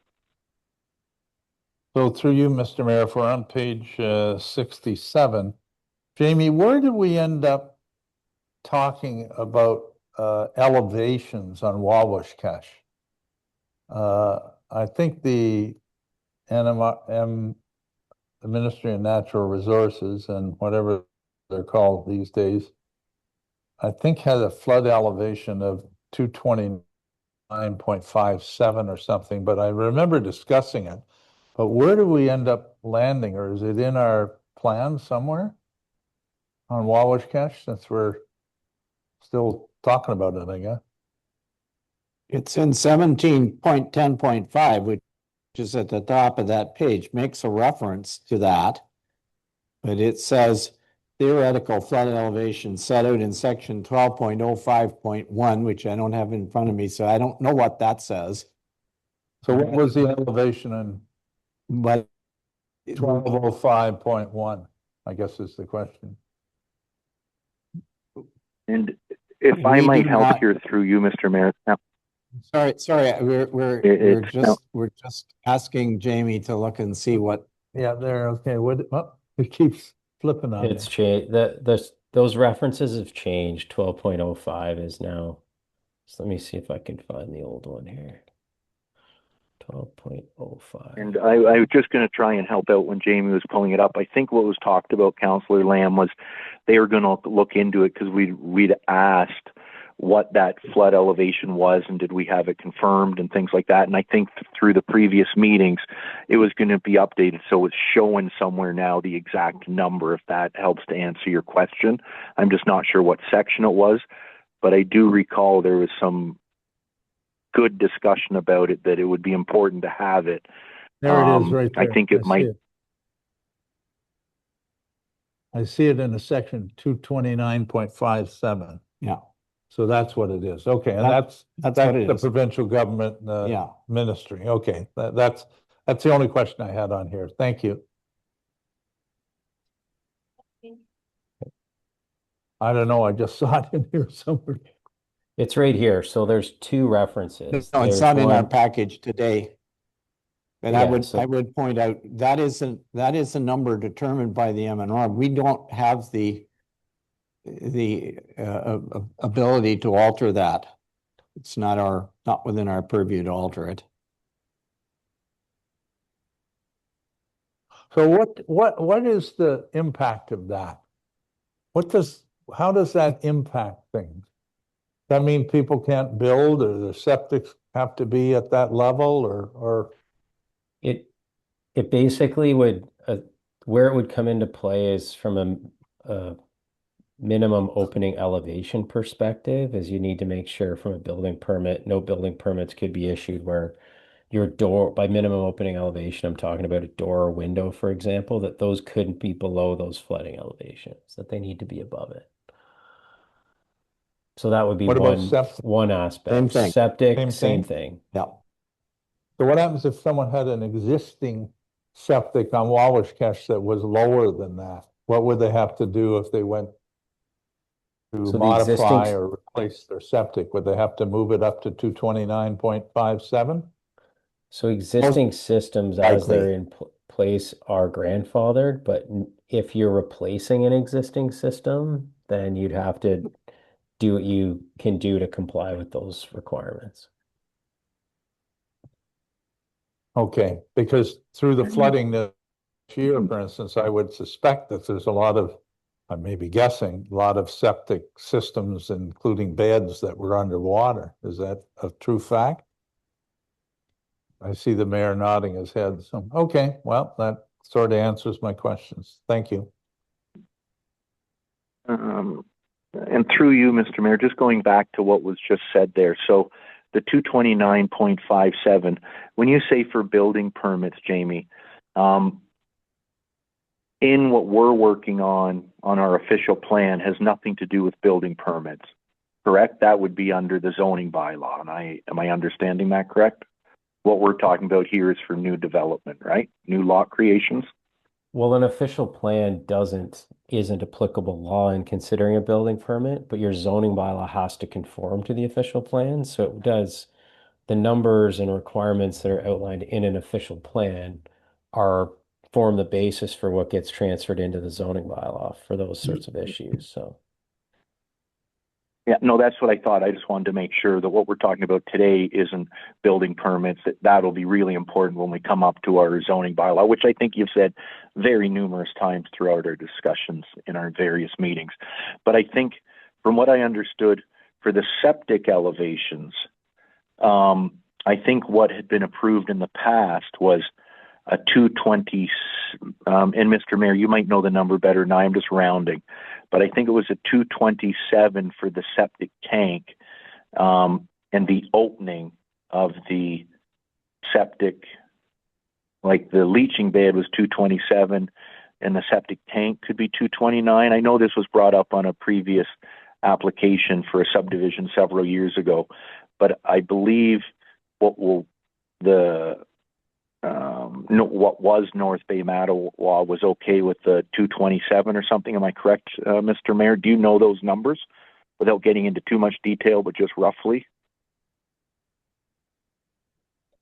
Well, yes, I know exactly what transpired in the past. The building code itself, Part 8, and I did circulate some of that material to you offline, basically says that there cannot be openings to the septic tank has the same rule as the openings to the building.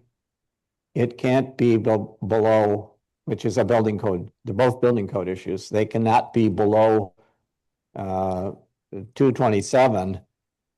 Sorry, be below the floodplain. So that's 229.57. And I've had some assurances from North Bay Mattawa that in fact they will not issue septic permits to people that are below the floodplain. So, I think as has been pointed out in previous discussions, that maybe doesn't stop us from allowing somebody to create a lot that's below the floodplain. But if they do, then they're going to have a problem. They're going to have to make sure that their building is either it's up on some on piers or something, and they're also going to have to somehow or other get their septic tank and so on also up above to 29.57. Otherwise, they're not going to get a permit for the septic system, right? And in fact, that Perfect. doesn't matter what kind of a septic system it is, it still has to be, it still has to be above the floodplain. So, you know, I think the Thank you. simplest way for us to look at it, and we don't, I mean, again, I question the wisdom of trying to pack this into a document of ours, which makes it look like it's our, like it's our number and it's our place to set a number. It isn't our place to set a number. It's, these are the floodplain is established by somebody else, and the building code says what you have to do with respect to the floodplain. So, Yeah. And yeah, you know, I don't know. I mean, I don't mind if you want to include it in the official plan, but it's got nothing to do with the zoning bylaw, and it's got nothing to do, it's not zoning. We don't get to zone this. It's a building, it's really a building code issue. Comes up when the person who bought the lot goes to try to do something with it, right? Well, thank you, Mr. Mayor. I agree with what you're saying, but I think it's important. I think, Jamie, you've already answered this, that somewhere, be it in the official plan or the zoning documents, will be saying that this is the flood elevation, 229.57. But I think Councillor Lamb brought up a very important, very, very important question, and thank you for bringing it up. And that question, we dabbled in it, I think, in previous discussions to do with our official plan.